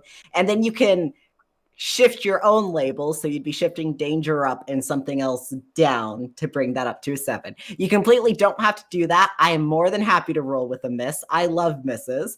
But since we're learning the system, people are playing along at home. I wanted to bring it up. I mean, to demonstrate the system, I might as well. I mean, I am acting a little selfishly in regards to I pretty much ditched my team with 2 other villains in order to deal with this guy. All right, so I'll take a team out of the pool. So shift your danger up. What other label are you moving down? I think I'm going to move. I'm gonna move. Yeah, I'm gonna move superior down. All right. And on a 7-9, you get to pick one. Resist or avoid their blows. Take something, create an opportunity, impress, surprise, or frighten. I should resist their blows, but I dislike this man so much. I want to impress, surprise, or frighten him. Ooh, good choice. Good choice. Do you have a technically it's GM's choice, but do you have a preference between the 3? No, man, surprise me. All right. So yeah, you reach back with like these flaming hands, and as you do, like you hear like the most high-pitched like shriek out of this guy's mouth that I'm going to spare my throat of doing and my neighbors. And you jump back and away from you for a second. And then like it's you like hear his ice shift, and we see in a panel like liquid nitrogen and like a canister that the ice just goes puncturing into, and it just goes spilling out into the room, and all of his ice starts to crystallize more. And I need you to roll to take a powerful blow as like this whole room just turns into a mess of freezing and sharp ice shards. Of course, this is the role that I do really well on. That's an 11. Oh. Yes. Okay. So It seems so, I'm glad that I made this happen for you. Oh, it's 10 plus is my favorite, but that's because in Landon's opinion, there's only one option to ever take on a 10 plus, but you get to take whatever option you want. All right, so when you take a powerful blow, on a 10 plus, you get to choose one. You can remove yourself from the situation, flee, pass out, etc. You can lose control of yourself or your powers in a terrible way, or you can choose 2 options from the 7 to 9 list. Since this is Yeah, go ahead. You know, I'm in a lab and I'm literally on fire, so I think I lose control of myself or my powers in a terrible way. That is the only option. Yeah. Metal. Yes. All right, so I'm going to put a pause on that because I want to come back to this scene and see what happened outside before whatever happened in there happens. Yep. All right, everybody back outside. Sorry. Rewind a little bit. Who knows where Synthesis went? She just disappeared into some concrete. You all have Codex, Double Codex, and A Sapphire, Vex. Sleepy Vex, and Sable, who's not a happy camper. What do y'all want to do? Sapphire is on the ground. We have this other villain who has transformed into another codex and is starting to like do some sort of magic.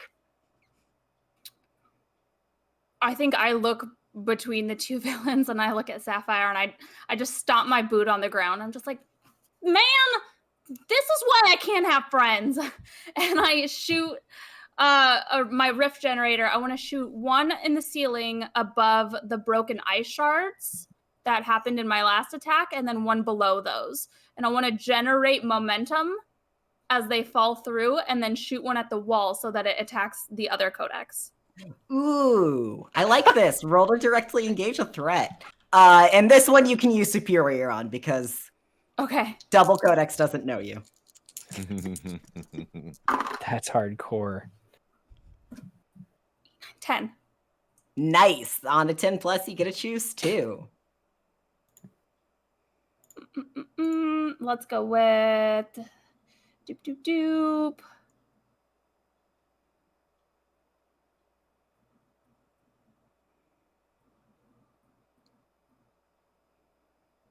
Let's go with Impress, Surprise, or Frighten. And I think Create an Opportunity. Nice. Okay.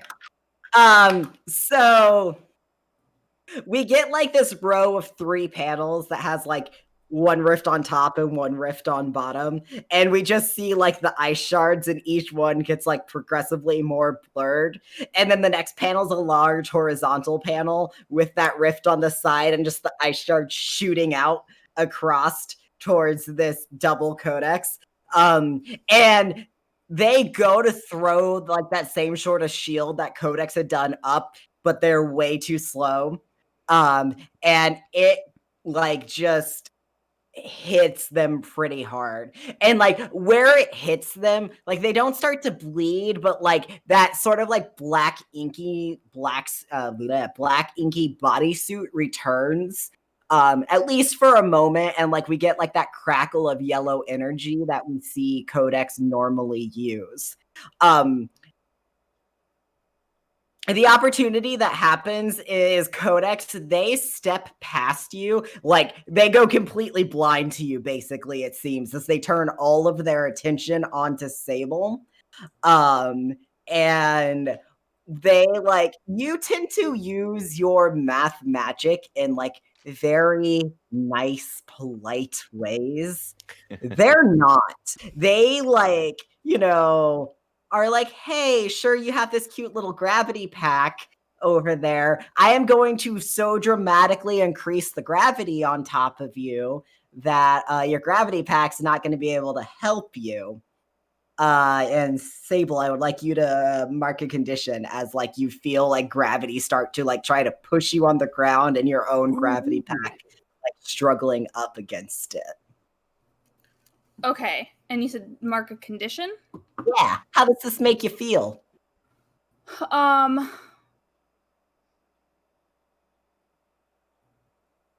think it's got to be afraid. I mean, I don't have powers. My gadgets are what gets me through, and if I'm losing those, then I'm worried, and I'm scared. All right, Codex, you have an opportunity here, though. What do you want to do? So I have a question. I have just kind of game general, I guess, theme / mechanic question. So for stuff like unleashing my powers and so on, you know, I picked sorcery as my ability. Like how general and or specific is that? You know, obviously I have my burn that are very specific. It changes the way I do the moves and so on. But what about just on a basic level? Like what can or should it look like doing general sorcery, I guess. So this is kind of the fun part of masks, but also some people find frustrating. A lot of that is up to you as the player. Okay. You kind of define the boundaries of what sorcery is for your character. And then sometimes, like if we're in the middle of a fight and you're trying to do something you can normally do regularly, I'll tell you to unleash your powers because you're pushing yourself. Or if you're trying to do something much larger than you normally do, I'll tell you to unleash your powers. It's more of a you're pushing your powers beyond a point. But yeah, you don't have to, you can use sorcery very broadly. Okay.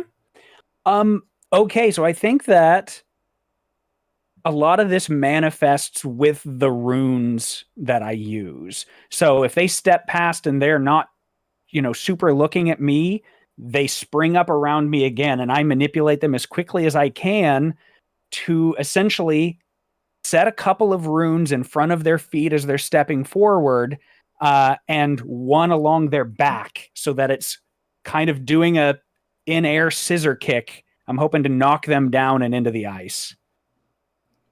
Nice. That is actually a directly engaged threat. You're just using your powers to directly engage. Outstanding. Okay. So go ahead and roll with danger. Oh, no. Yeah, okay. Hey, good thing Jinx was like, let's be dangerous with magics. Yep. Yeah, let's be real dangerous. A 3. No. Oh, Ooh. Ooh. Yeah. So No. this is weird because like you're using your magic against an alternate kind of twisted version of yourself. Like it's not quite right. Let me look at something real quick. I think I know what I want to do. So your scissor kick works, but then it keeps going. Your like power goes out from beyond that, and we see like on the page it's like the energy goes both up and down from there, and we see like a crack start to form in the ceiling as well as in the floor beneath this person as they hit the floor, and like that whole part of the floor starts to like almost teeter-totter. And Sable on the other end starts to get lifted up, and like the gravity that's on Sable starts to release, but at the same time she's starting to slide down pretty quickly on this teeter-totter that's been formed by your powers, just like going way larger than you were expecting suddenly. Oh fine, no, oh Tass. darn, oh gosh. Don't forget to mark your potential. Oh, yeah. It's fine. I have an anti-grav pack. Oh, wait. I think that like Next. yeah, I think like feeling this drowsiness start to wash over me. Does Sapphire, she's put me down to the ground. Is she still touching me? I think at this point, like she's let go of you and she started to like scramble away and try to get to her feet. You can tell she's heading towards the window. Okay. Yeah, I'm gonna try to reach out and touch her with like any part of my body, even if it's just like my foot. I just want to make contact with her, and then teleport us both away. And I'm not sure if I should roll the move first or explain what I want to have happen. What is your ultimate goal? So my ultimate goal is, I think I'm going to try to provoke her. I'm going to teleport us both very high into the air and say something to the effect of, boy, I hope I'm not too sleepy to stop us from hitting the ground. I need you to unleash first to create the Okay. opportunity for you to Yeah. do this. That is with freak. So 7. All right. On a 7 to 9, mark a condition, or the Yep. GM will tell you how it's temporary or unstable. Nothing could go wrong with teleporting high into the air. Yeah. Why don't you tell me how it's temporary or unstable? So what's going to happen is that you're going to be able to teleport up high. But what you know and what she doesn't know is that you have like self-preservation. So if you fall asleep, your body will naturally teleport you back to somewhere safe and whoever you're holding on to. Oh, okay, yeah. Like there's like just some kind of built-in something in my brain, the same way that Nightcrawler has that sense of which way is up when he appears, that like if I go unconscious, I just go someplace safe. Yeah, basically your body's just like, nope, we're not gonna do that. Yeah. Love that. So this is 100% a bluff on your end, and you know that. Yeah. Okay, so yeah, I'm gonna try that. Like we appear in the air and I let go. You know, we're still next to each other, but just like, boy, I hope I'm awake enough to stop us from hitting the bottom. It's not gonna take too long. And I look at an imaginary watch, and then the wind gets super loud. Provoke. That is a 6. I think I'm gonna spend a point of team selfishly. All right. Because partly because it's also one of my moves. So team, what team? When you use team selfishly, clear a condition or mark potential. And then the first time in a session I use team to help a teammate, I take +1 forward.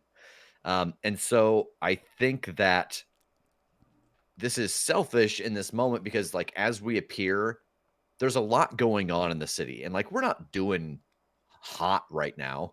Like, and I'm doing very hot. I think that like a newscopter, like we appear next to a newscopter. And so like as we're falling and then I reach back out to like to take this person away, it's kind of clear maybe where we are if a news crew wants to see the action. We get a panel of Deleta Roebuck on that newscopter. Yeah. Oh my god. There's definitely like a text on your phone that's like, oh, Harvey let Derek in. No. I'm staring at I'm trying not to hold my phone because I'm gonna melt it, and I can't break another phone that way. No. God. All right, I love it. Yeah, this is gonna be some bad press, man. Yeah, I love it. Okay. And so I'm gonna clear angry because I think like that was just it was just kind of a let loose of frustration and rage. Yeah. All right. So what are you because with how provoke someone works, you can totally say something opposite of what you're actually trying to get them to do, because teenagers don't actually say what you want them to do. So what are you trying to get her to do? I think I am trying to get her. I think I'm trying to get her to go away. Like this we see 2 and there are 4 of us, and 2 seems to be too many. So I would like her to go away because I know there's a 3rd. And like it seemed like she was running towards the window, so I want to ensure that it's not like to help out somewhere else. Okay. You can see like some panic go over her face, and like she reaches out and like grabs your like shoulders. Like you can feel like her like you're gonna have some like fingerprint bruises. Yeah. Like that's how tight she's holding on to you. And she's like, I know this probably doesn't make sense right now, but I have a good reason for doing this. I know I fucked up. I'm trying to get out of here. Please just put me back on the ground and I will leave. She's over and gain influence over them. Okay. Yeah, so I like there's a moment of like, what do you mean you fucked up? But then we appear on the ground. Is everything okay? Ooh, pierce the mask. And you get a +1 to that roll now because you have influence over her. Nice. Oh, nice. 10. All right. Yeah, so this is kind of like is everything okay? Like, that sort of falls into, like, what are you really planning? Yeah. Yeah. It does, like, I'm telling you as GM that question will correlate to this question. Okay. Yeah, so I think it'll be like, what did you intend to do? What were you doing?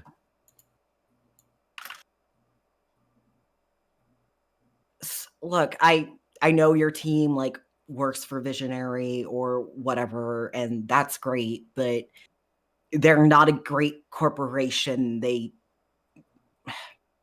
Look, they've been looking for people with powers like mine, and my parents have powers like mine, and they took my parents, and they're doing tests on them. So I figured if I got them the research that they've been wanting from Callahan, then I could use that to trade back for my parents. So no, I'm not okay.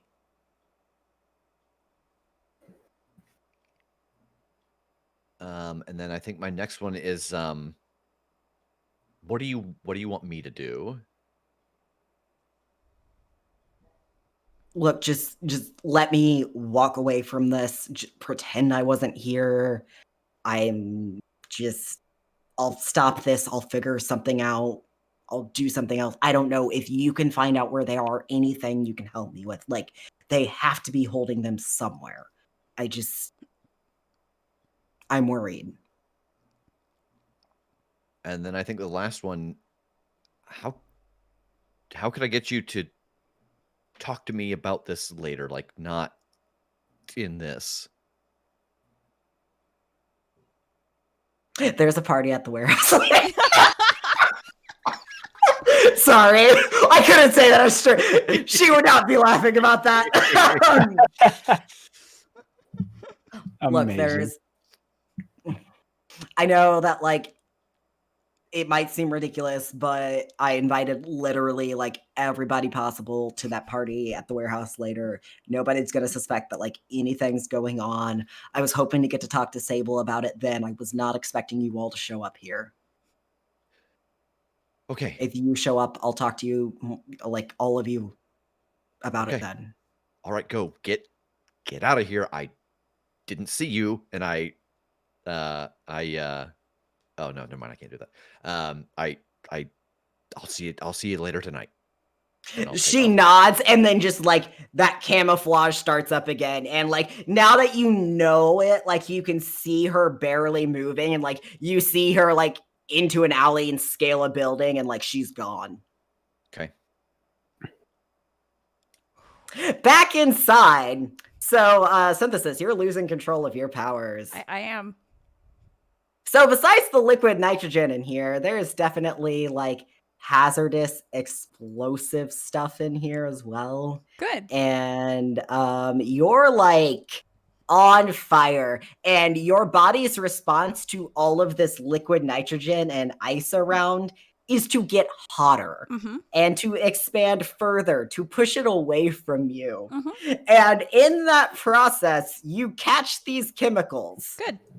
And so we get this nice 2-page spread of that lab just exploding out.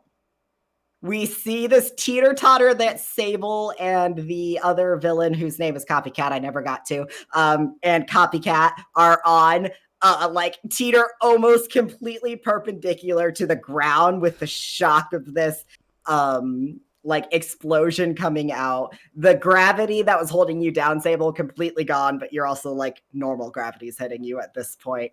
Codex, you like feel the shockwave, and Vex, you are still down on street level, just and like Shadow. Yeah, and you just like windows just push. And then Synthesis, you're fine. Like after the explosion stops, like your body's like, all right, we're good. Oh my gosh. Is Ice and Dice okay? Ice and Dice is nowhere to be seen. Fuck. I want to go out of the lab. How are Codex and Sable? I think if the floor is like in this teeter totter, like I'm probably at the top of it at this point. If it's like It's the panic moment. Yeah, and I'm like holding on to the top of it, and I think I'm just yelling. I was picturing you. Why am I blanking on the Family Guy shtick? No. Just they're in a bathtub. Yeah, he's in the bathtub. That's what I'm thinking of.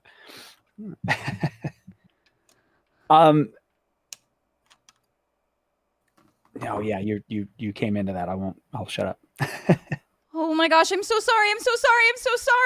I want to try to use I'm gonna try to use my substance mimicry and my impossible mobility. I want to see if I can sort of like use the concrete to sort of scale this ramp and get to Sable.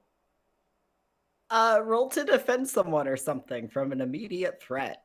Yeah, so I'm insecure though, so I'm getting a -2 on that roll.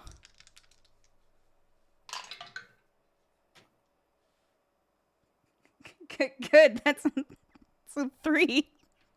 Oh.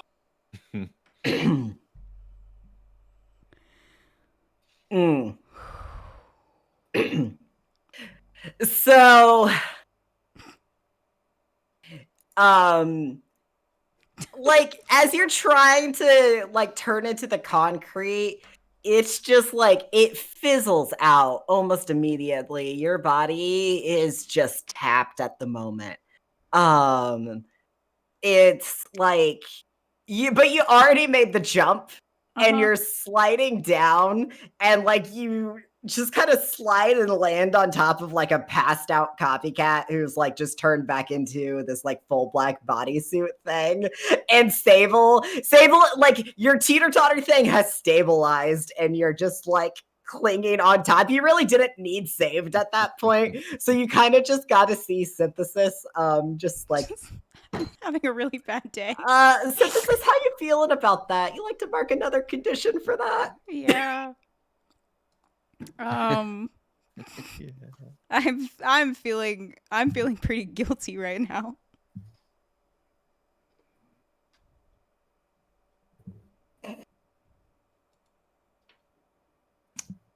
But all of the immediate threat seems to be gone. We can see the like wee woo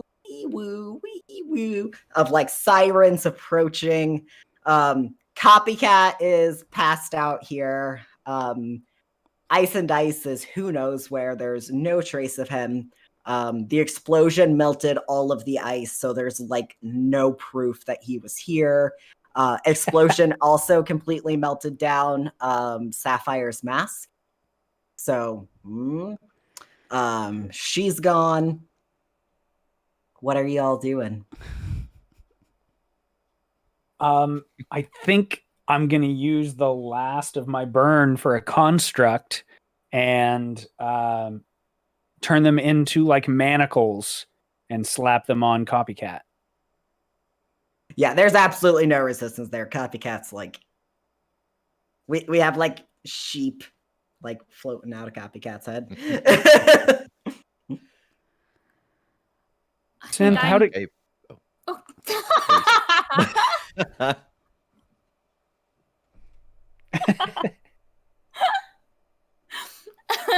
Okay. Blah, blah, blah. I want to check out my anti-grav pack and see if it's okay and figure out what happened. So as you're checking it out, it's fine. And like you're checking the readouts and stuff. And basically what you find out is that there's a certain amount of gravity that it can't overcome. And like Copycat did not want to use lethal force on you specifically. And it looks like Copycat was able to specifically apply the magic on the grav pack and still like put extra gravity around you and then put a lot of gravity on the grav pack so that it couldn't lift you out of that gravi field. Gotcha.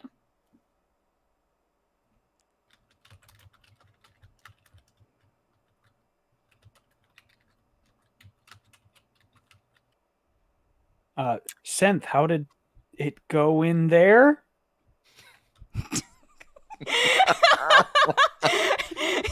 Synthesis, you get a text that says, "I'm using your debit card to order us pizza." Yeah, I'm texting back saying I'm so sorry. I had to pick up another shift. I owe you. Literally, use the debit card. And yeah, I'll put my phone away. God, I don't know. The ice guy was in there, and he was looking through files or something, and I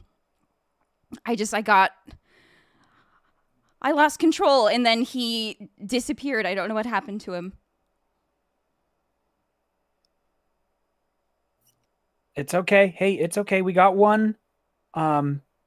Sort of by kind of pure accident, but it's not nothing. No. Where's Vex? Has he? Oh shoot. Oh no, is he okay? I think about that time I appear next to Codex. Oh, Hey, so don't know how we want to play this. We got press outside. Oh my god. So do we walk out with did we get anybody? Did we get anybody? And I looking lift around. up Copycat. Do you want to march them out proudly, or should we just get the hell out of here? I feel like 3 sets of eyes settle on Synthesis. I don't want. No, let's just Vex. Can we just get out of here? Yep. And that almost felt like a vulnerability or weakness moment. That felt like a vulnerability or weakness moment. Sorry, you don't have to, but it really felt like it just with the tone. Yeah, what is that move? So under team moves, there's one that says, yeah, this might be kind of weird in this whole group situation with yours, because it's when you share a vulnerability or weakness with someone, tell them a secret about who you really are. So maybe later, but it was just like the tone, like that sort of. Yeah. We might get there. You don't know. Yeah. So yeah, I will reach out and take us all back to the base.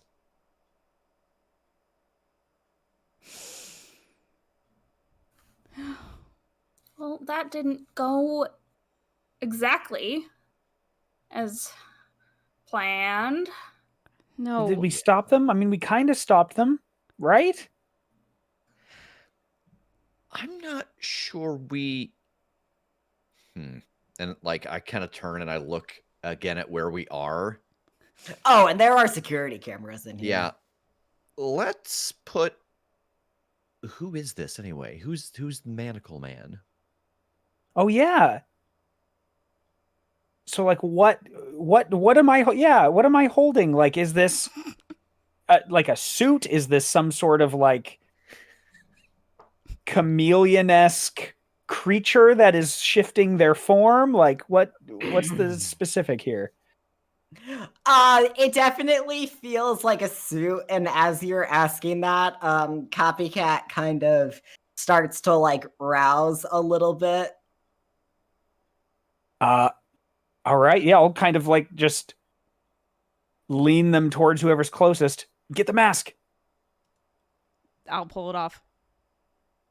I will stop her. What? Crap. Okay, everybody, just come here. And I like to lean everybody in really close. What's up? Okay. I don't know. Oh my god, I don't know if we should be exposing their face to these cameras right now. Why Okay. not? Because of something that we're going to talk about when we're not in here. Why did you teleport us here, Vex? I don't know, because it's reflex. This is where bad guys go. Well, then let's take this person to jail. Oh my god, don't look at the cameras.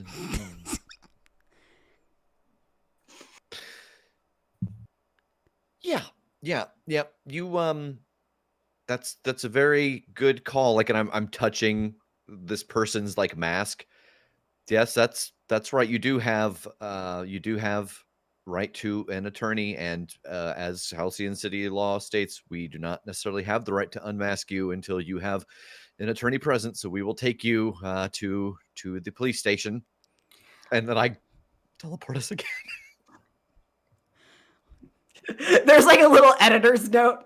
This actually worked because crimes were committed in Halcyon City jurisdiction. Therefore, Halcyon City laws applied. Note, Axion Terrace does not have these laws. Oh my god. Guys, Dr. Tanner is gonna have so many words for us next time we're back here. Boy, I don't know. Like, I'm so flustered in this moment. We appear in the library behind the stack of books next to where Codex normally tutors people. And, you know, it's late enough in the school day that, like, the school's closed at this point, so it's completely quiet. There's, like, nobody in the building except probably, like, a janitor or two. And they're not going to notice kids in the library at this point. It's Friday night. They locked up. Okay, so what's going on? Sorry. Okay. Purple-haired person, the chameleon. You know, the person who was, like, invisible. Yeah. She said that she was doing this for a reason, because they were, like, kidnapping, like they are taking people with powers, and then they were trying to, like, gather information. Wait, the Callahan people? I'm not exactly sure. Like, they said they said like the Vanguard people, but I'm kind of confused, because why would they be getting information from Callahan? Because Vanguard hasn't been able to buy Callahan, right? That sounds like why to me. Leverage. If they have something to trade, maybe. I it's kind of unclear, but she said that she would talk to me tonight. There's apparently a party. Yeah. And she invited it.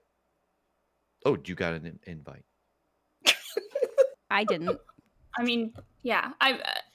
I was going to ask if you wanted to join. I didn't really get a chance yet. Fair.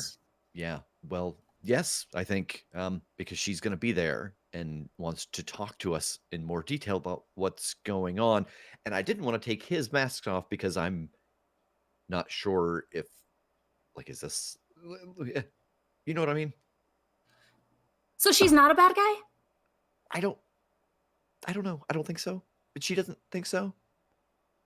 She said that they've taken her parents. They? Visionary? Unclear. Visionary or Callahan, but it kind of indicated that, I don't know. Well, I feel better. This person's squirming. Yeah.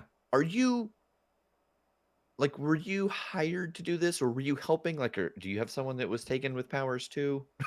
I'm talking to the masked person.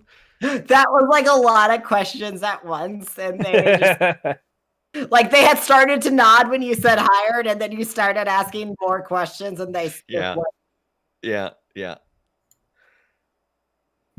And what you've noticed is, even as, like, they've been squirming and stuff, they have not said a single word.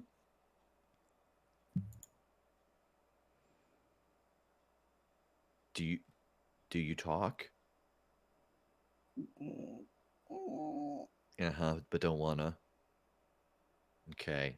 Look, we're supposed to take you to jail now, but we think we don't. I know, but, like, you gotta meet us halfway here. We're not gonna just let you go. So meet us halfway, please. I need all of the numbers to put together the equation, and you're X right now. Hey, bud, it's okay. I think I lean over this person and I just say, hey, do you want to go to a party? And I look at everyone, it's like, let's party. I have never been more uncomfortable, and that includes the events of this evening. I don't know if I have stuff to do. I don't know if I can go to this party.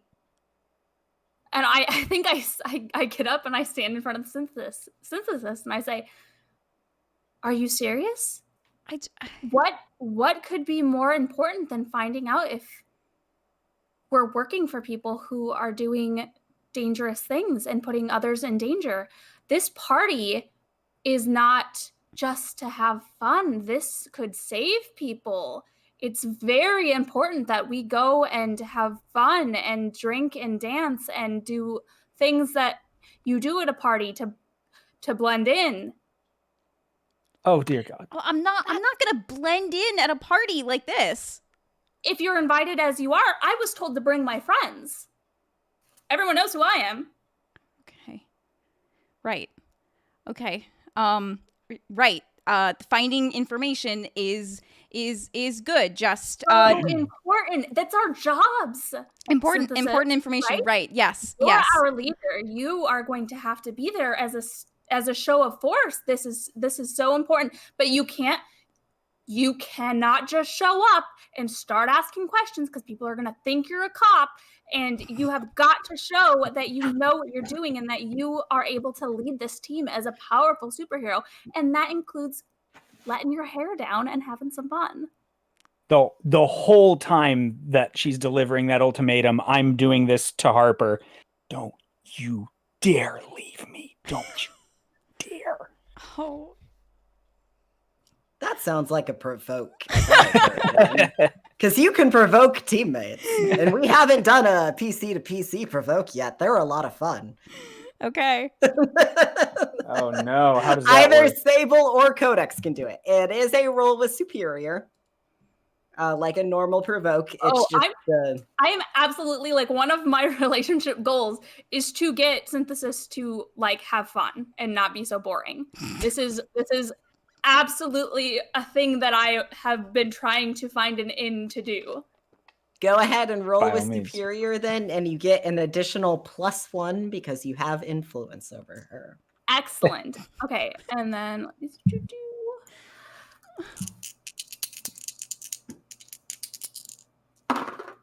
so I rolled a 10, and that's a +4, so 14. Oh my god. Nice. Whoa. Okay, so how I always explain this move, because the first time I read this move as a PC to PC, I was really confused. So basically, there's two options with this. You have the carrot and the stick. The carrot is saying, hey, I want you to do this thing. If you do it, I'll put another team in the pool. The stick is, hey, I want you to do this thing. If you don't do it, you're going to mark a condition. So you as the other player still have agency. You still get to decide what you do. Since a 10 plus was rolled, you get offered both the carrot and the stick. If a 7 to 9's rolled, you only get offered one, which the other PC gets to choose. But you're getting both the carrot and the stick here. So Sable's like, hey, I'm going to be really nice if you do it, and I'm going to be really mean if you don't do it. Okay. I'll do it. I'll go. I need to make a phone call first. So Great. yeah, okay. This is gonna be fun. And I, like, put my arms around everyone. Like, we're gonna do, like, teenage stuff. And I look at Vex and I'm like, right? Like this? Yeah. This is what we're Yeah. Yes. Great. I've been watching a lot of TV. I've seen a lot of how things are done with teenagers here. I'm thinking it's probably not going to be the same kind of situations I'm used to, but I think it's going to be great. I'm excited to see how it all shakes out. I mean, I'm excited to see all of the information that we learn to help further our team strengths. Sable, I already told you I was gonna go. And, like, hearing Sable say, like, I've been studying teens, and, like, seeing Kodak's reaction to party and Harper's, Vex turns to the masked person. Please tell me you're comfortable in a party setting. Copycat turns to Codex and, like, pulls just, like, a random book off the shelf and, like, opens to the very back page and is, like, just seems to pull a pen out of nowhere. Just writes, "Can I trust you all?" and, like, holds it up to Codex.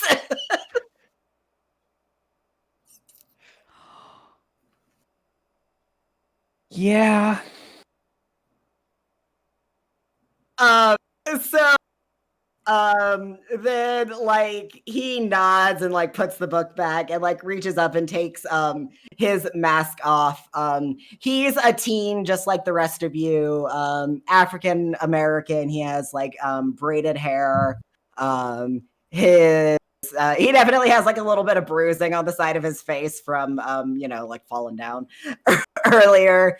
And Harper, before you step away, you recognize him because this is Quincy Sarah, and he is a fellow barista with you. Does he recognize me? No, he doesn't recognize you. You're in costume. Great. Comic book logic. Vex, he turns to you and he's just kind of like, sorry, I don't normally talk in costume because voice can be tracked and all of that. But Yeah. You're right. Yes. That's Identity super is a real smart. pain in the ass. I just gotta say. Yeah, I well, don't bother. Me either. I mean, and he looks towards Synthesis. Honestly, we're the smarter ones.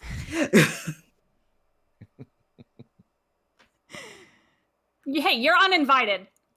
Just kidding. Well, Dream Crawler invited me already anyways, so. Dream Crawler? Who's that? Oh, nice. Yeah. Sorry, Sapphire, whatever y'all call her. Oh, okay. That's a solid And name. what's your what should we call you? Quincy's fine. Cool, Quincy. Quincy. It's nice to meet you. Yeah. Codex, hi. Hey, so your powers are really cool. I love how Codex is just big brother to everybody today. It's so good. Make the Nova be the responsible one. Such a big brother energy. All right, so Synthesis needs to make a phone call, and then we will probably end the issue I there. do. Okay. Yeah, I'm gonna call my brother. Hey, Sid. So when I check my bank account later tonight, how unhappy am I gonna be? Well, we might be playing some games and might have bought some skins. Did you do but, more V-Bucks on Fortnite? Dad is gonna be. I can't. Oh, okay, that's fine. Okay, but I had to buy Derek off for you. Mm-hmm. That's true, and I really appreciate that. You are a really good brother. Can you keep being a really good brother for another couple hours? Okay, are you going to beat Dad home? I don't know. Hopefully. Can you? Okay. How about this? I was babysitting the two of you, and then I have to do a overnight. We're doing inventory, and so I gotta stay like really late. Okay. Okay. Think. Treat yourself to some more V-Bucks on me. Okay. Okay. You might want to go ahead and send him a text to cover your bases. Yeah. I will. You don't have to tell I'm me your how to younger lie to brother. I Dad. shouldn't be teaching you how to lie to Dad. Jeez. But don't buy the like $50 pack because I don't. Also, did you know that Derek's sister has like a crush on the Synthesis girl? Really? Yeah, like evidently it's like a whole thing, and she has like I don't know. It's like a thing. I don't know. I just thought you'd be interested for some reason. Huh. That is interesting. Cool. Don't buy the $50 V-Bucks pack because I don't think I have that much left in my bank account. Okay, I love you. Goodbye. Love you too. And I think that when she turns around, Vex is there, but he's got his fingers in his ears, so like he can't hear. And Oh my he's like, God. Are you done? Yes. You're Okay. very sorry, quiet. Yeah, well, I don't have to walk places. It's true. I saw the way that you look at Outlet today. Like, obviously that's something to aspire to be if you're into that kind of thing. Scott, when he was in school, before he started his training, he was a basketball player and he was on the debate team and he worked a job, but he couldn't do them all. Yeah. And I know I'm not going to say it's impossible, but to be up there, it's almost got to be all you do. Just some food for thought. Yeah, but like I don't like this hero stuff is really good, but like, you know, like we don't all get to grow up and be Outlet. You know, I have college to think about and like my family, and I don't know if this is all I want to do. Trying to keep my options open. Yeah, I just if there's something you really want, I would hate to see you not get it because you're trying to do too many things at once. Look, I can handle it. I'm handling it really, really well. I think that, like, again, just 3 panels of blank-faced Vex. Okay. Let's go to a party. Mm-hmm. Yeah.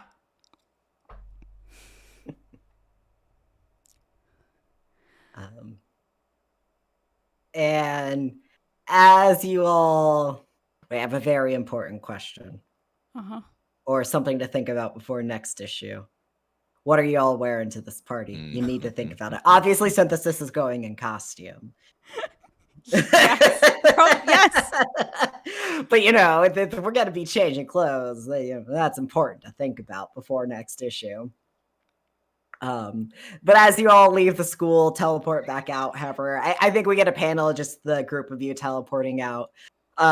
We turn the page to the warehouse where the party is starting to get set up. Sapphire's already there, getting the DJ booth set up. And we see Oversight step into the booth as, like, you can't even really tell it's them. We know on the panel it's them, but like as they step into the booth, it kind of like loses all sense of a person. And Oversight just says they haven't looked at the files yet. And Sapphire kind of just goes, well, I put the box there. I don't know what else to tell you. I'm gonna talk to them more tonight. I'm trying, okay? I'm doing all I can, sis. And that's where we're going to end this issue. Also, I have to find a tuxedo t-shirt before next week.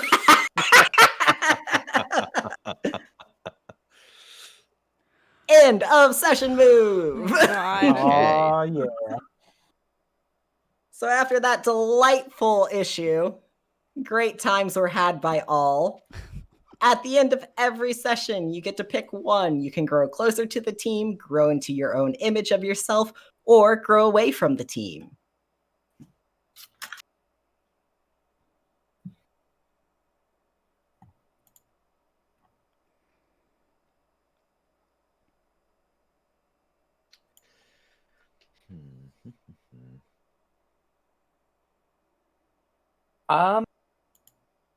I don't know that I have a compelling argument for a specific person, but I still feel like it's grow closer to the team.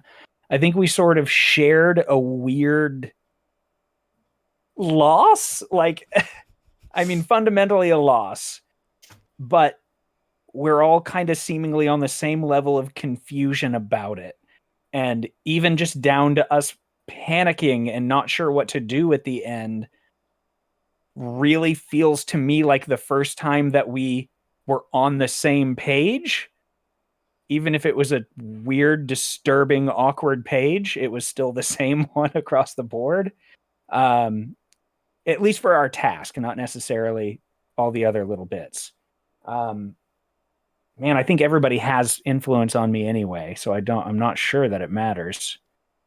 Someone gets to move your labels. Who do you want to move your labels? Whoa, boy, I sure put Sable in a bad spot again.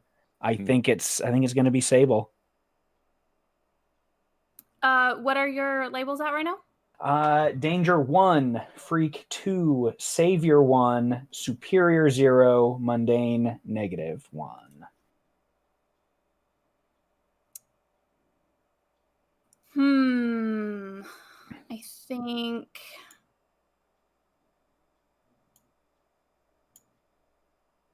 I think it's gotta be up, danger, down, savior. Okay. You took some risks, and I did. I tried so hard to be, you know, fighty boy, and it didn't go great. And then I pick one thing, right? Yes, you can either clear a condition or mark potential. I think I'm good, so I'll mark potential. Okay. I think I grow closer to the team, even though this was not a stunning example of me as a leader. I ditched my team and then I blew up a building. But I do think that I'm growing closer to Vex.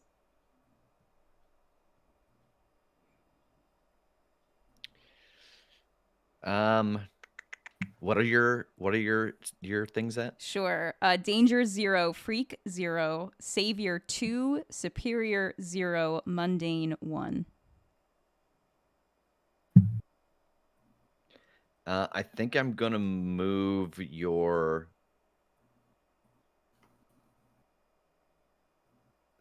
What is your savior at?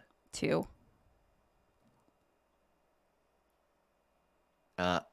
Yeah, I'm gonna move your savior up.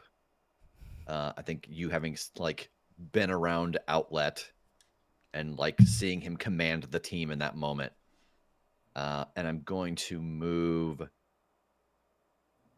Boy, I think danger down because of how badly things went in a couple of those fighting moments that it may make you hesitant. Makes sense. Yeah. And then I can clear condition or mark potential. Let's see, what am I? I'm guilty and insecure. I will. I kind of want to keep those conditions going into a party. I approve of this choice. So awesome. Yeah, like I don't see how going to a party that I wasn't really invited to would like, I'm still feeling insecure, and I'm also like abandoning other responsibilities, so I'm also still feeling guilty. So I'm going to mark potential.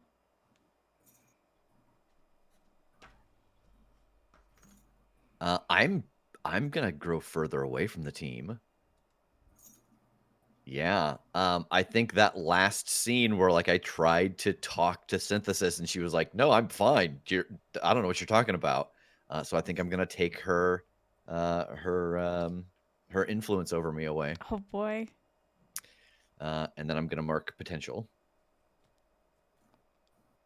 I tried to open up to you. I know. I'm sorry. I'm putting up such a wall.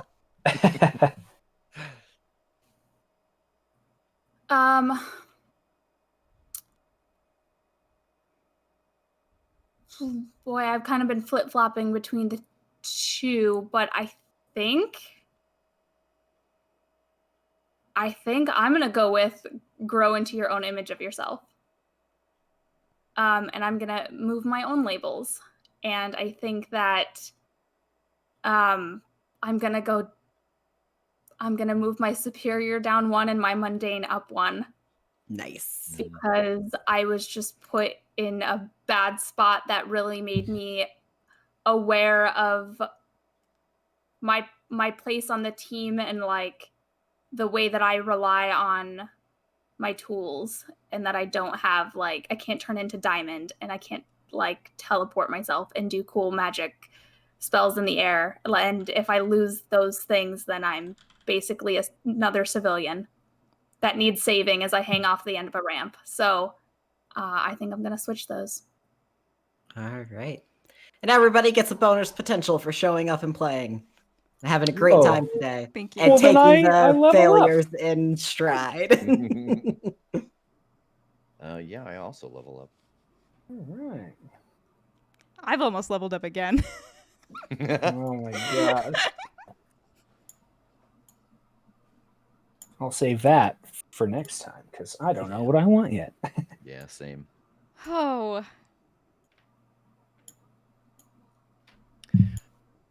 All right. Well, thank you everybody for joining us tonight for issue 2 of Masks.